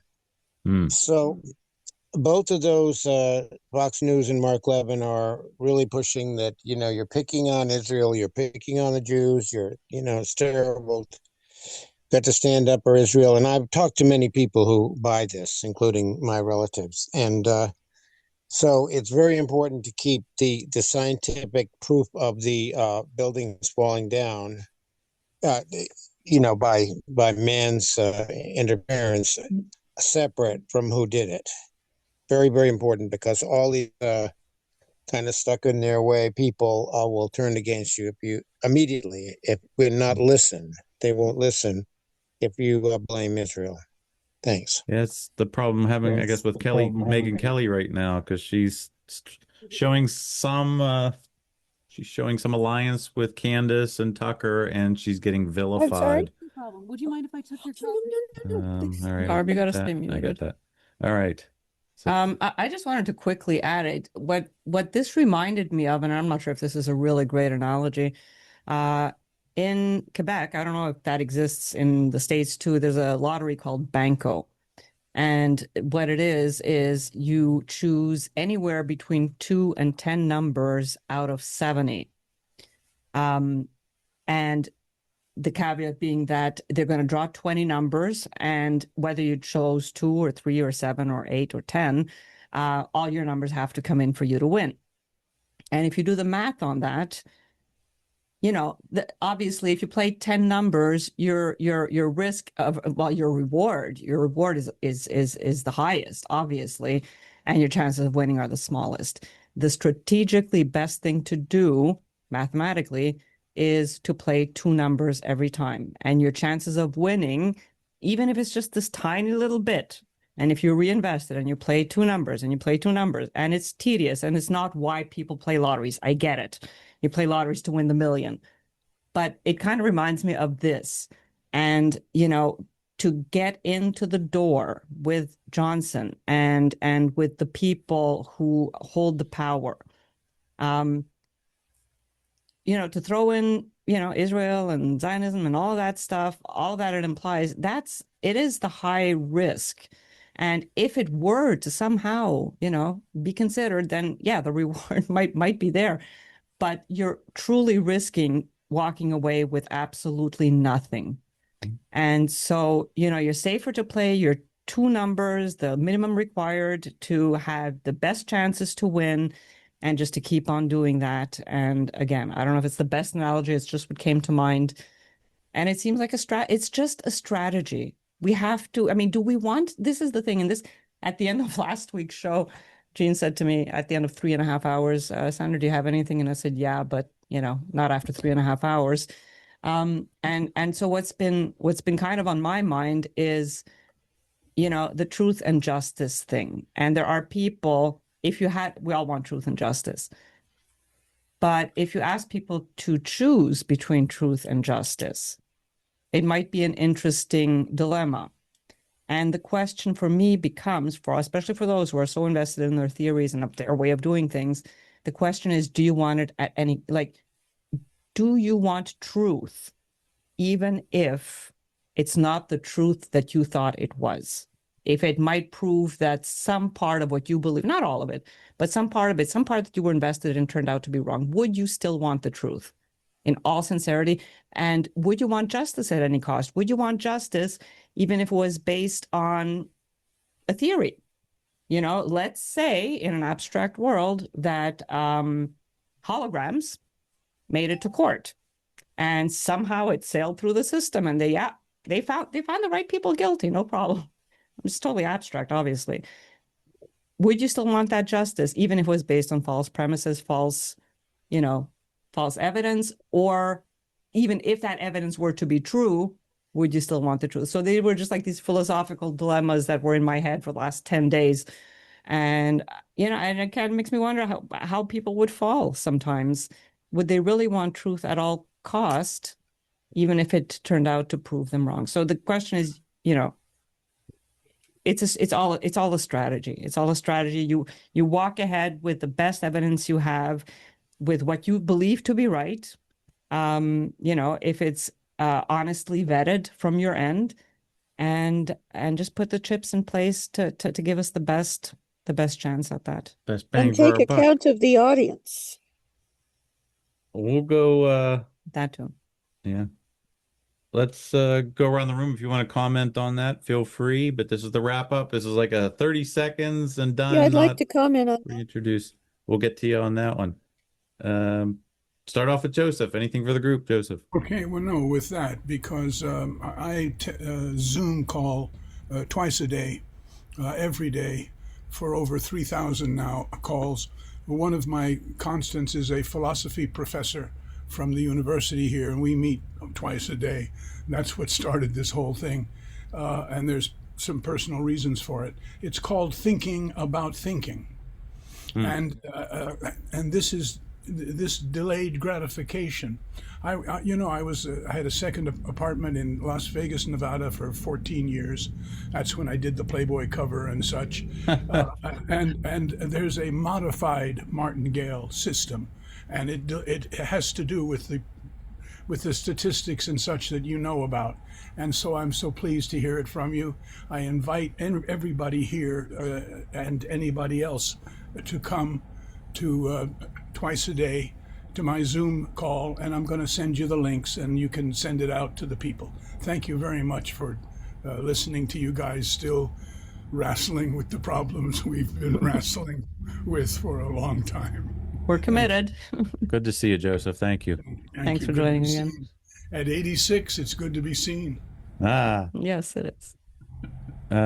Mike Cook, anything for the group, sir? Maybe. Yeah, I'm sorry I can't find that video right now. I will continue to look for it and try to have it queued up for next time, the Charlie Kirk thing.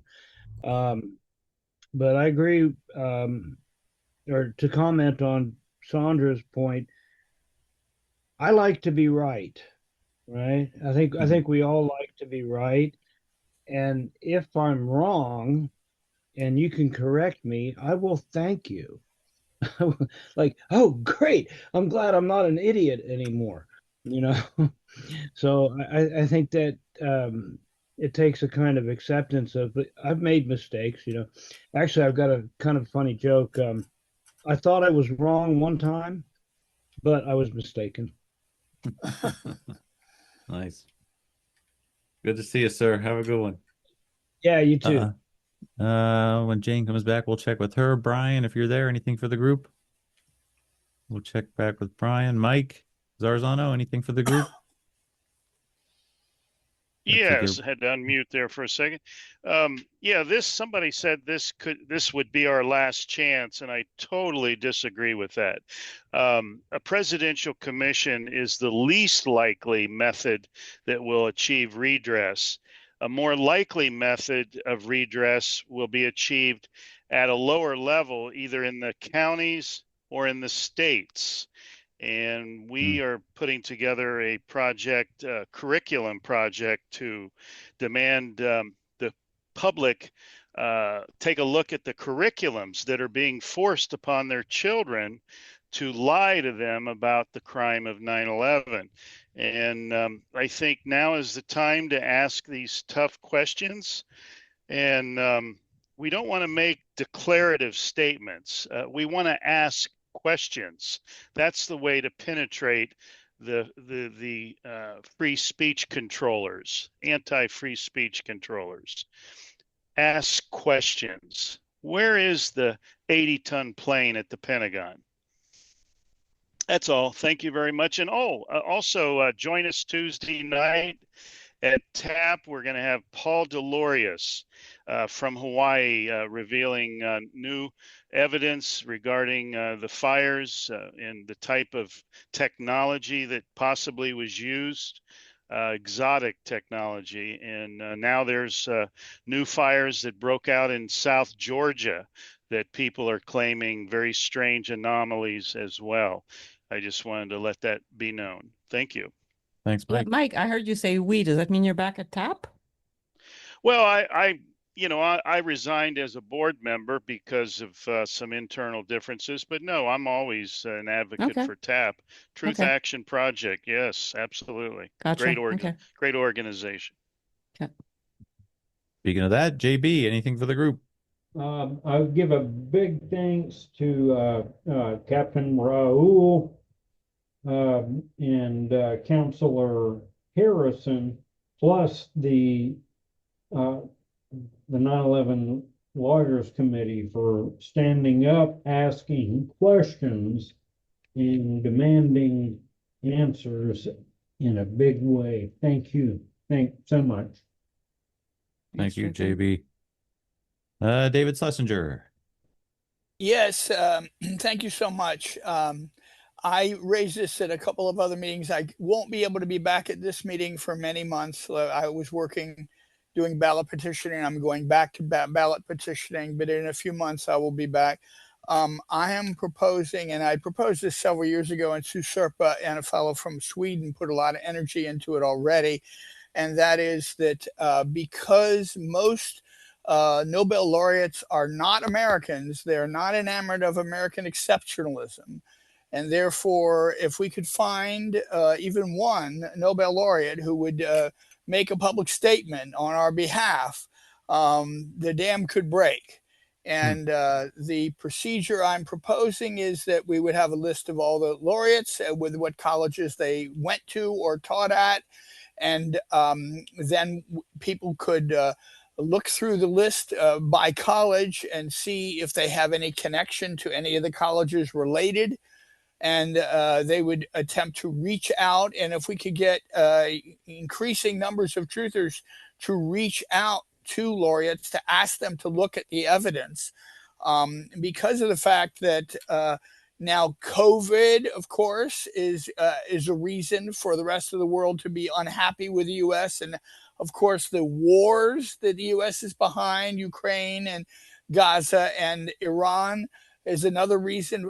There could be many people, and I'm asking people here to, in the chat, let me know if you want me to be in touch with you about pulling that together. David, are you talking about Nobel Prize winners in science only or in any kind of category? Any category. Okay. And do you have a list already of all of them and their colleges? We do, except that we don't have the last few years, but we do have the fellow from Sweden who just had a birthday. I wished him a happy birthday. He found what colleges all the laureates are associated with. Nice. Okay. Thank you, David. I'll try to include that in the when I send out the War Room email. Thank you. Craig, anything for the group? Yeah, just a couple of quick comments on what Sandra was saying. The truth versus justice thing. The way I look at that is I think truth is something you have to have before you can have justice. And so while justice may be the end goal, perhaps, or one of them, I prefer to keep the focus on truth right now, because not only are we trying to, establish truth in some areas that we may not be certain of, what we've established a lot that we are certain of already. And I think it's exposing truth that is really what we're doing. We're not just finding it, we're exposing it, and we're raising awareness about truth. So I would personally, I prefer to stick to truth. And then if we're successful at, getting some of these initiatives to bear fruit, then justice may be then a result that comes from it. So I'm going to stick with that personally. The lottery example is an interesting one, Sandra. And I didn't even know that's how Banco was played, but now I'm not a lottery ticket buyer, but yeah. But I do your analogy was interesting, and there was one aspect of it I just wanted to comment on, which is the idea of, it's better to play two numbers and then come back and play two numbers again later and play. I would just make this point, like, as we've discussed, the document formerly known as the Weldon document, formerly known as Prince, the document formerly known as Prince. Part of the deal there, part of the understanding, and we've all sort of found common ground on this, is that, okay, we're not going to do everything in this document. We're going to focus on the World Trade Center, and we're going to make it concise, and we're going to make it, easy, accessible to non-engineers, etc. But there was kind of an implied promise that, don't worry, we'll get to the other stuff too. So it makes me a little nervous when I hear like the next stage, we're being told, well, we're going to start with the World Trade Center, but don't worry, down the line, we'll get to the other stuff. That makes me a little nervous. And I would just repeat something I said before, that it doesn't have to go into enormous depth on some of the other subjects like the Pentagon or Shanksville, but there needs to be some statement in there to at least let the people who are reading it know that we're not accepting those parts of the official story. There's tremendous concern, more than concern, about that part of the official story also. Just even if we don't go into the details necessarily, but because to not mention it is almost like to imply. Right. No, I totally agree with you. I mean, yeah. I honestly, I cannot imagine, especially if there is room at the end of such a document to add, various things, subjects that, are still being looked into, or tangents or whatever. I mean, you have to mention the serious questions about, just mention them. Like you said, if you say nothing at all, you're basically saying, well, all's fine over there. Nothing to see here. The only problem was towers 1, 2, and 7, and everything else was good. You don't want that. So you do have to somehow find a way to get it across that we have questions about the other stuff. This is our main focus right now. This is the easiest to, show from a science perspective. But whatever, you may disagree with that. But yeah, I think that you need to at least hint at it, show it, mention it, something.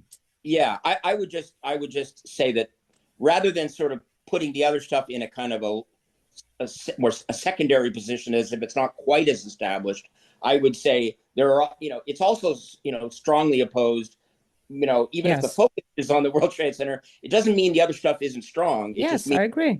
On the other, I think we all agree. Yeah. Very good. Yeah, some people would say like, yeah, don't touch the Pentagon, and give it time. Give it time, Craig. Give it time. All right, moving on. Thank you, Craig. All right, let's go on to Mr. Maine.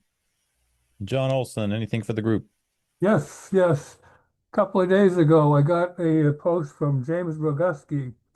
Hopefully people are aware of him. He's been a tiger on the whole COVID issue. And he posted a very scary scenario whereby the Israelis plan to create something called nanosilica and spray 22 million tons of it in the atmosphere, kind of like the chemtrails, but silica rather than what's up there now. And for the some supposed excuse of dimming the sun because of the global warming thing. But what worries me is, what does nanoparticle silica do to our lungs? Silicosis. There was a very good post in the comments after this one. Somebody asked AI, and it was just awful. I mean, it just destroys lungs. Oh yeah. And this is omnicide, not only of people but the whole anything that breathes. So now, what I'd like to do is send this to Mike and Sandra, and you can send out this post to everybody from there. Is that okay? Sure. Thank you, John. Okay. I will do that. Yeah, there's an whole industry of OSHA trying to protect people from silicosis. Like, that doesn't make any sense, but thank you. Jack, anything for the group? Yes. 3 things. First, Joseph from Alaska, who did the Playboy cover. Do you know Tony Canty's another peace-oriented person who did the cover on Playboy? And the second thing is that I just want to emphasize that we need to crack the walnut hull that that is people have heard that 9/11, might be something wrong with it, but they've said, bullshit. I don't believe it. So we need to crack that. Once we get through that, then we can, flood them with leaflets and videos and whatever, and they'll be convinced. That's what happened to me. And the third thing is, Richard, if you're still there, I've been trying to buy one of your digital cards, and I can't do it online. And I just wanted to warn everybody that there is this service called GoDaddy. It's a Zionist operation, and anything you can get in there, and they'll let you, set up a website and everything. But then when you start posting things they don't like, your website is frozen or slowed or closed down, sold to somebody else. So that could be happening with the payment service that Richard has. I've used GoDaddy as a registrar now for over 20 years. And never had an issue. Anyway, thank you, Jack. Okay. So I'm getting feedback from somebody. Yeah. It's probably Gail and me. Oh, just a then quick comment. Did you want to respond about? Jack, Jack, would you mind emailing? Sure, I did me, once. the specific problem you had at the Richard Gage 33. Yep. Yeah, R Gage 33. Okay. All right. Since I got you, Richard, anything for the group wrapping up? Yeah. I last week finished my own rough edit of episode 6, and it was the worst. The most effort I've had to complete on any episode. My editor, Steve is working on it now. He's been working on it, but he continues to, because I've given it to him in pieces. But 95% of my work is done on the episode, so I'm delighted to report that much. Thank you. Thank you, Richard. Is Gail also there? Let's see here. No, Gail's in the room, but not on the call. Gail's in the room, but not on the call. She's on the other call. Oh, okay. She's Tell her we trying to said make hi. $1 million. Yep. Still. Let's go to Al. Al, anything for the group? Yeah, I just from time to time I get lost. Start wondering who the audience is for this group, and I'm fascinated with the people that come and the expertise that they have. I have to admit that I sometimes feel like it's over my head in trying to figure a way of dumbing down the conversation. So the question would be, who is the audience here? And for newbies, I have the feeling it's overwhelming, and we should explore some way of making it easier to follow than it is right now. But you really can't do that because, the conversations are very technical. They're very important. I would never ask anybody to, make it any less interesting, but that's the dilemma that I see. And anyway, that's what's been going on my end of the world. And thank you, everybody, for the work that you do. It's amazing. Thank you, Al. So the purpose of the War Room, we're trying to be just a place where everybody can meet casually once a week to cover new 9/11 news. And we were supposed to focus on strategy and activism, but it does tend, somebody wants to speak about something technical and we get into the weeds of something. And I agree, there's times when we got really deep in the weeds, and for folks that aren't into that, it doesn't resonate. But we're kind of like a jack of all trades in what we're doing here, just trying to field what comes week by week, and just keep the discussion alive, because 25 years, we're still fully committed to getting this justice and truth. But thank you, Al, for your part in it. Raul, if you're there, anything for the group? I am here. Yeah, I have a couple things real quick. Okay, so Craig, I appreciate your comments, and I think you'll be um, happy with what we do mention. And I think Sandra, the way she phrased it, is kind of the path that we're going to take. So it's not like we're not saying we're not going to mention anything about 93 or the Pentagon, but those questions do need to be asked, and I think that we're going to do that. I do want to say that's one of the reasons why we say that we're not representing the truth movement, because you can tell from all these calls we can't even get agreement in the subject matter that we're discussing.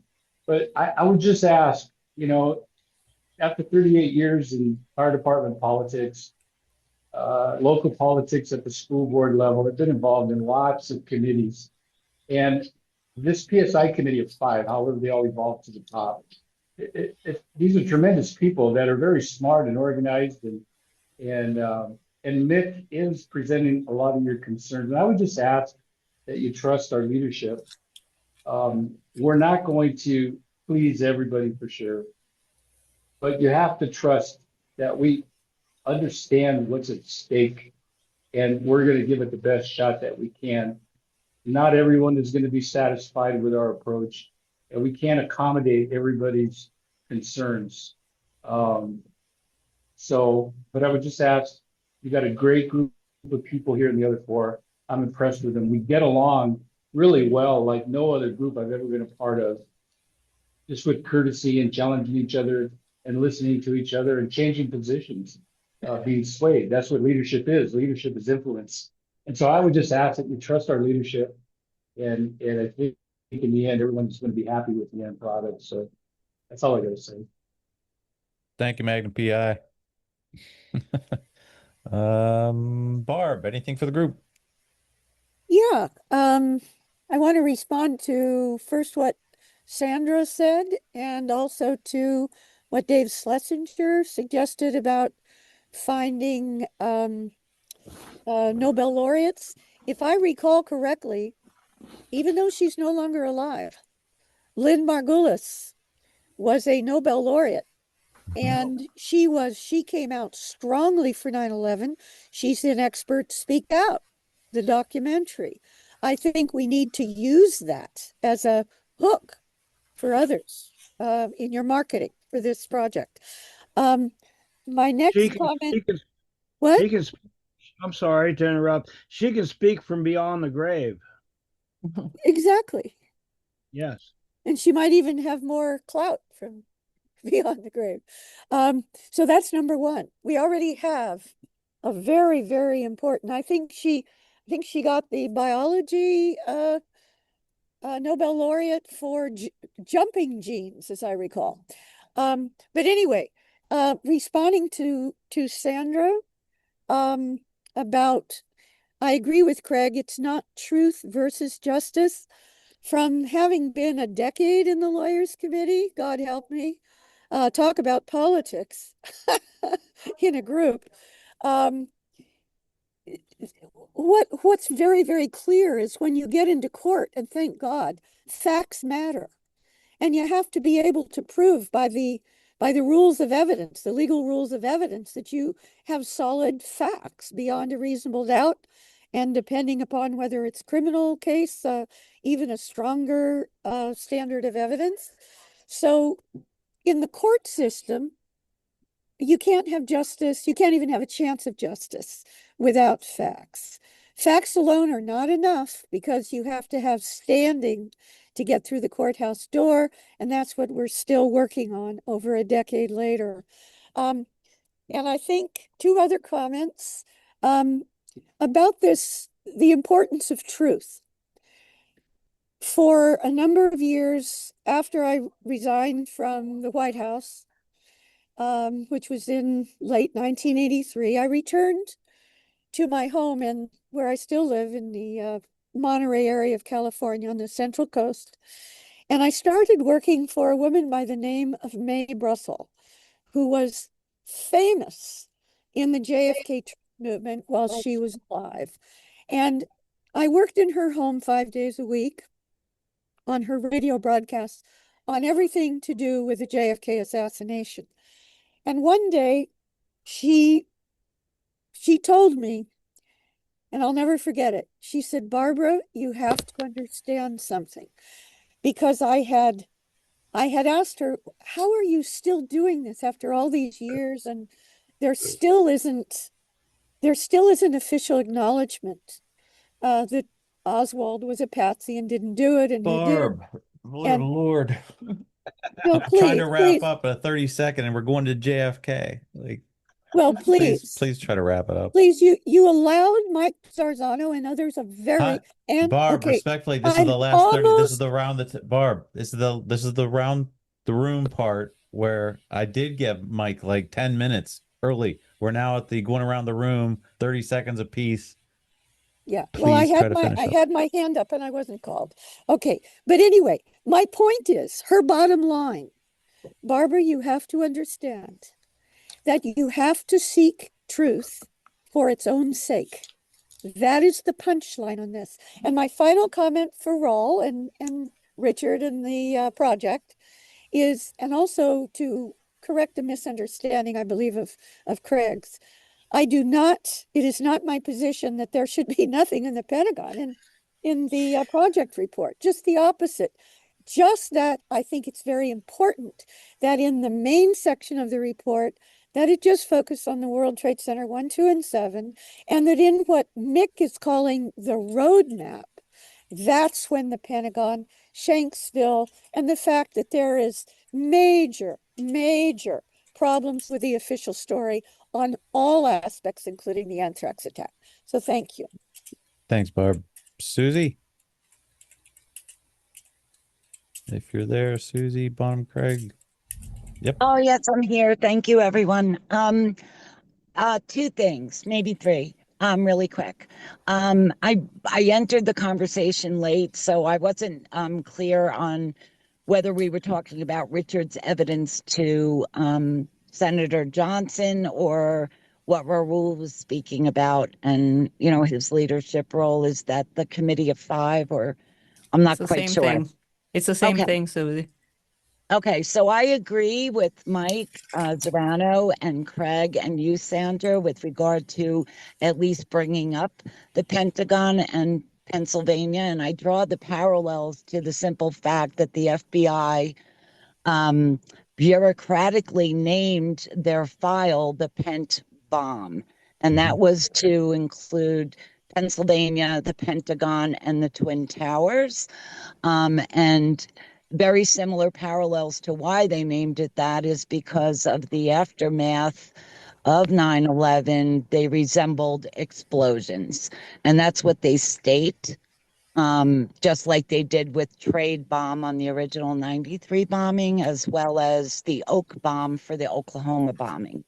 So the fact that they're naming these files can draw some parallel, as well as the evidence that they found of the hijackers in both New York City, at Ground Zero with passports and briefcases, and the same that they did at in Shanksville. So whether we pose that as suggestions or questions, that's just what I'm thinking about. The other thing is what Barbara just mentioned. Lynn Margolis was not a laureate. She was a Nobel laureate. She was the winner of the Da Vinci Science Award.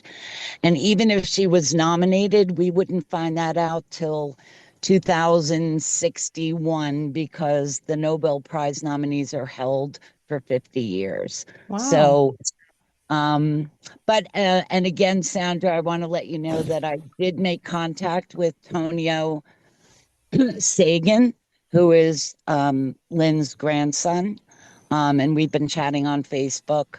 So if Dave, if you need any kind of interaction or any kind of way that I can help you get information that might be prevalent to what you want to bring about, just let me know. All right. Thank you, Susie. Andrew Mason, if you're not muted, but I don't know if you got anything for the group.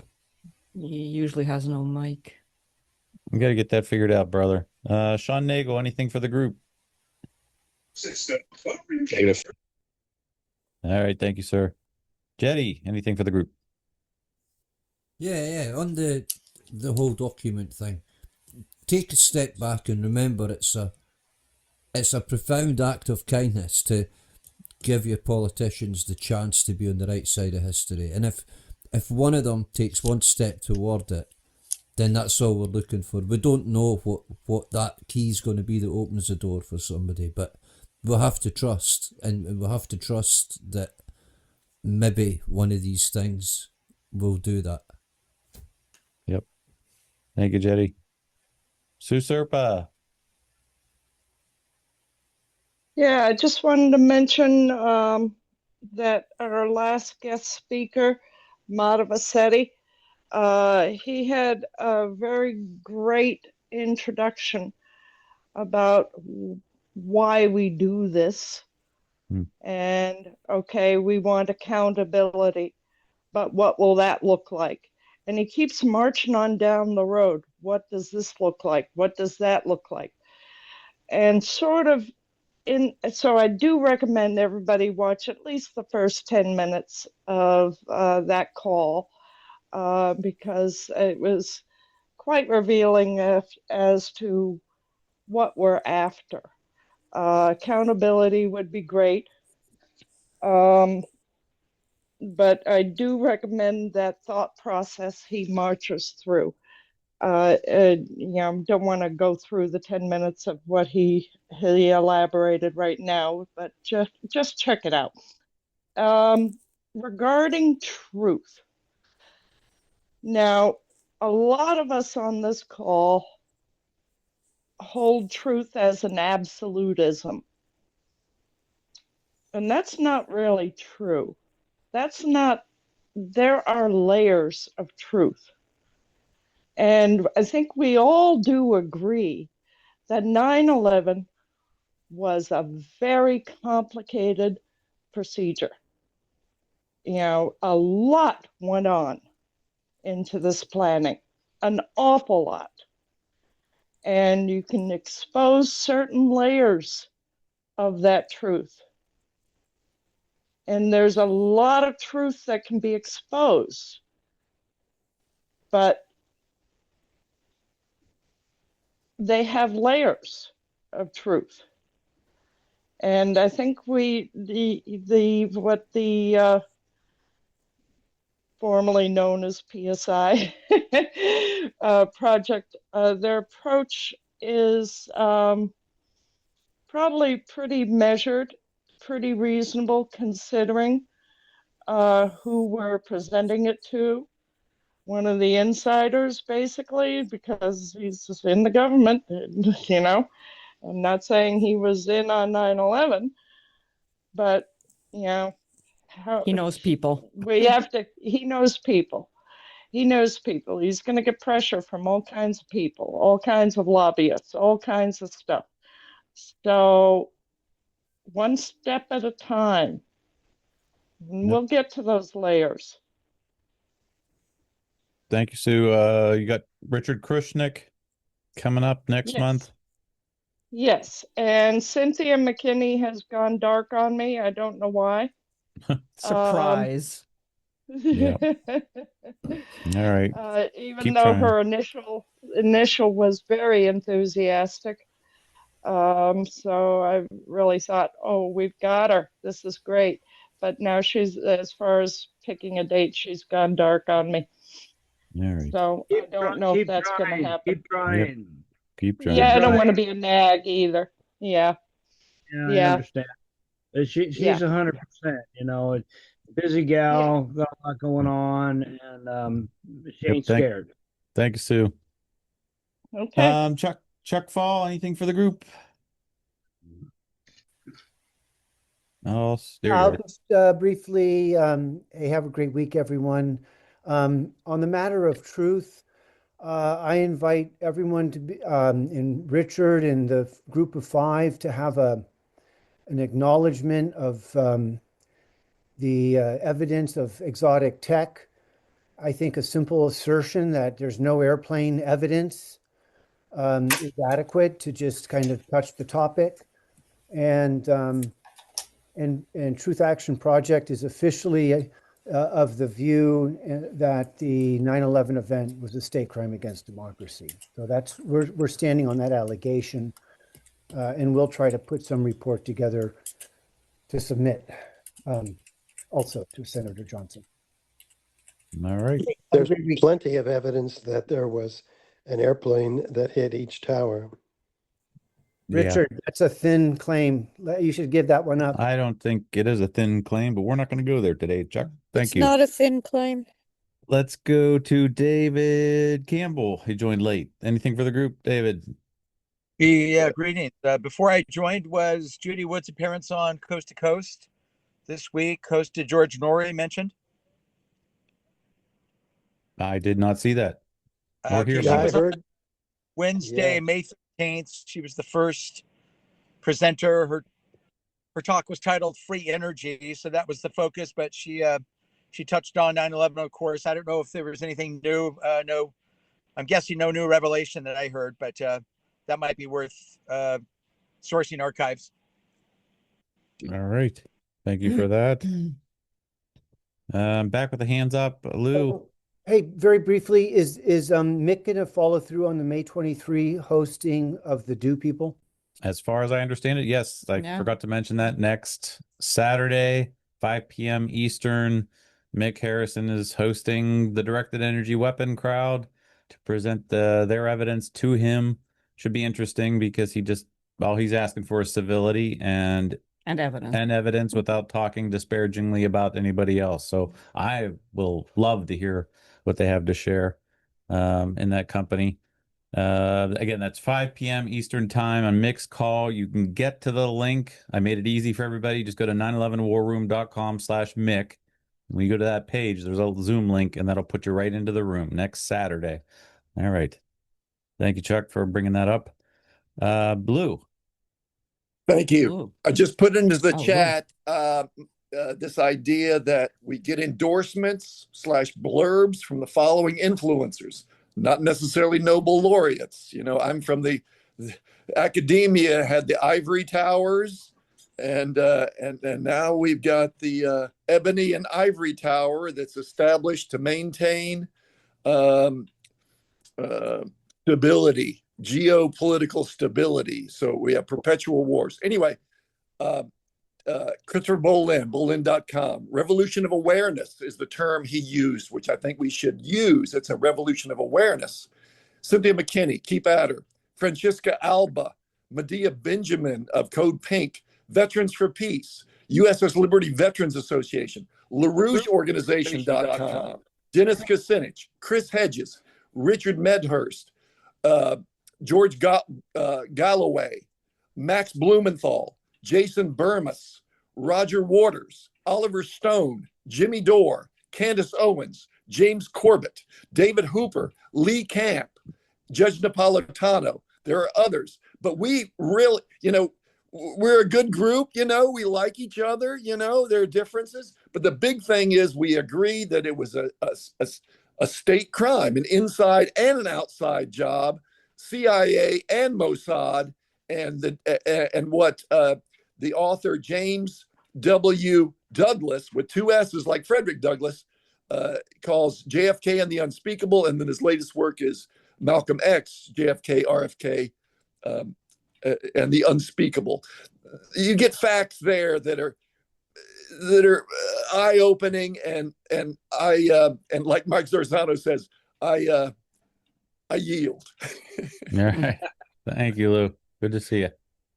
Back to Mike Zorzano. All righty. Thank you. Appreciate it. Hey, just everybody look at my background, the screen of my background. That explosion at the Pentagon, that was captured by the surveillance camera, as we all know.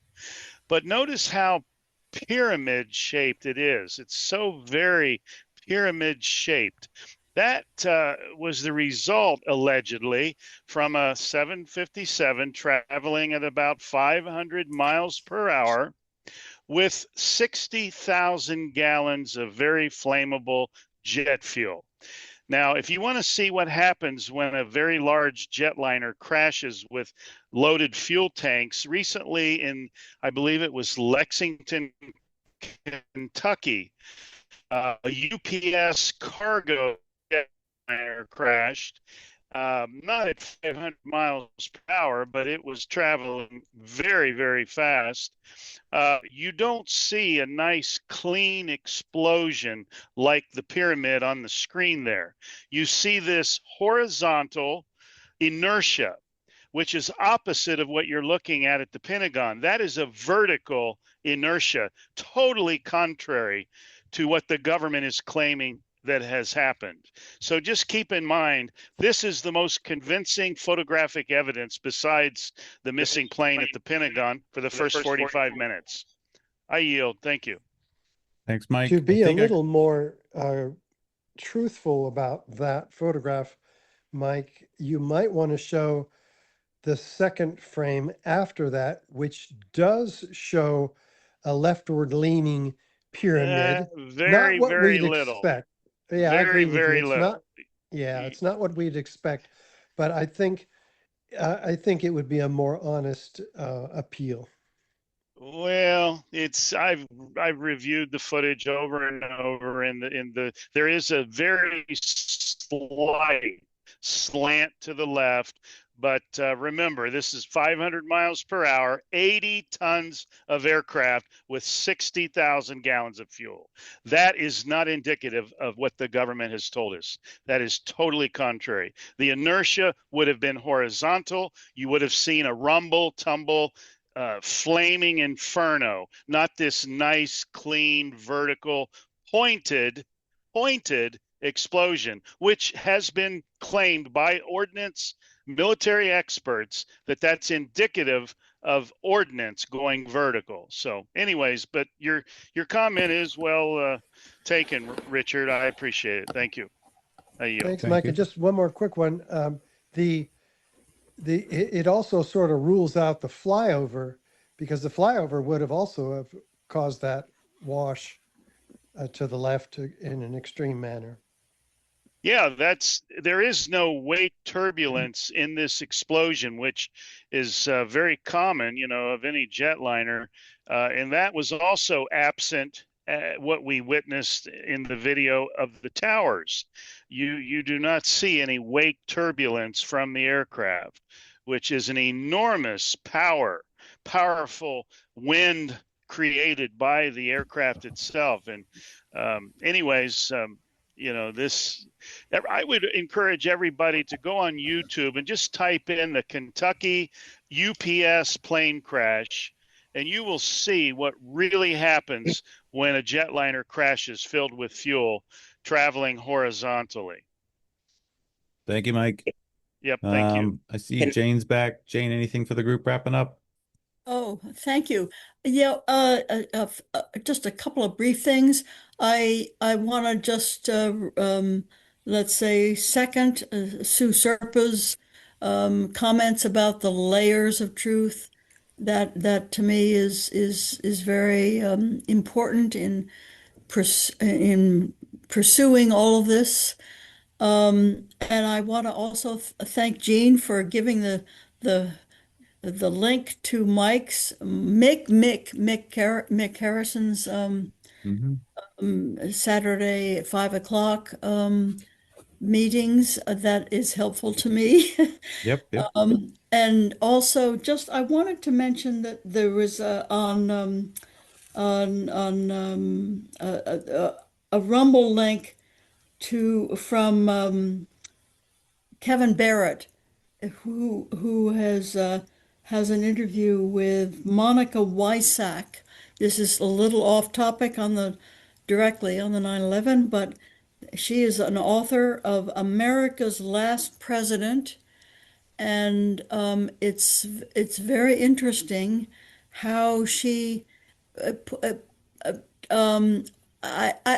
me it was interesting because I love James Douglas's book, JFK and the Unspeakable, Why It Matters, why it happened anyway. And so she just interestingly couches how JFK really never had a major turning, which is what James Douglas is more spiritual, which is fine. I don't dismiss his portrayal by any means, but she just speaks to how he always had a more humanistic view of how to attain peace. And yeah, anyway, that's my 2 cents. Thank you for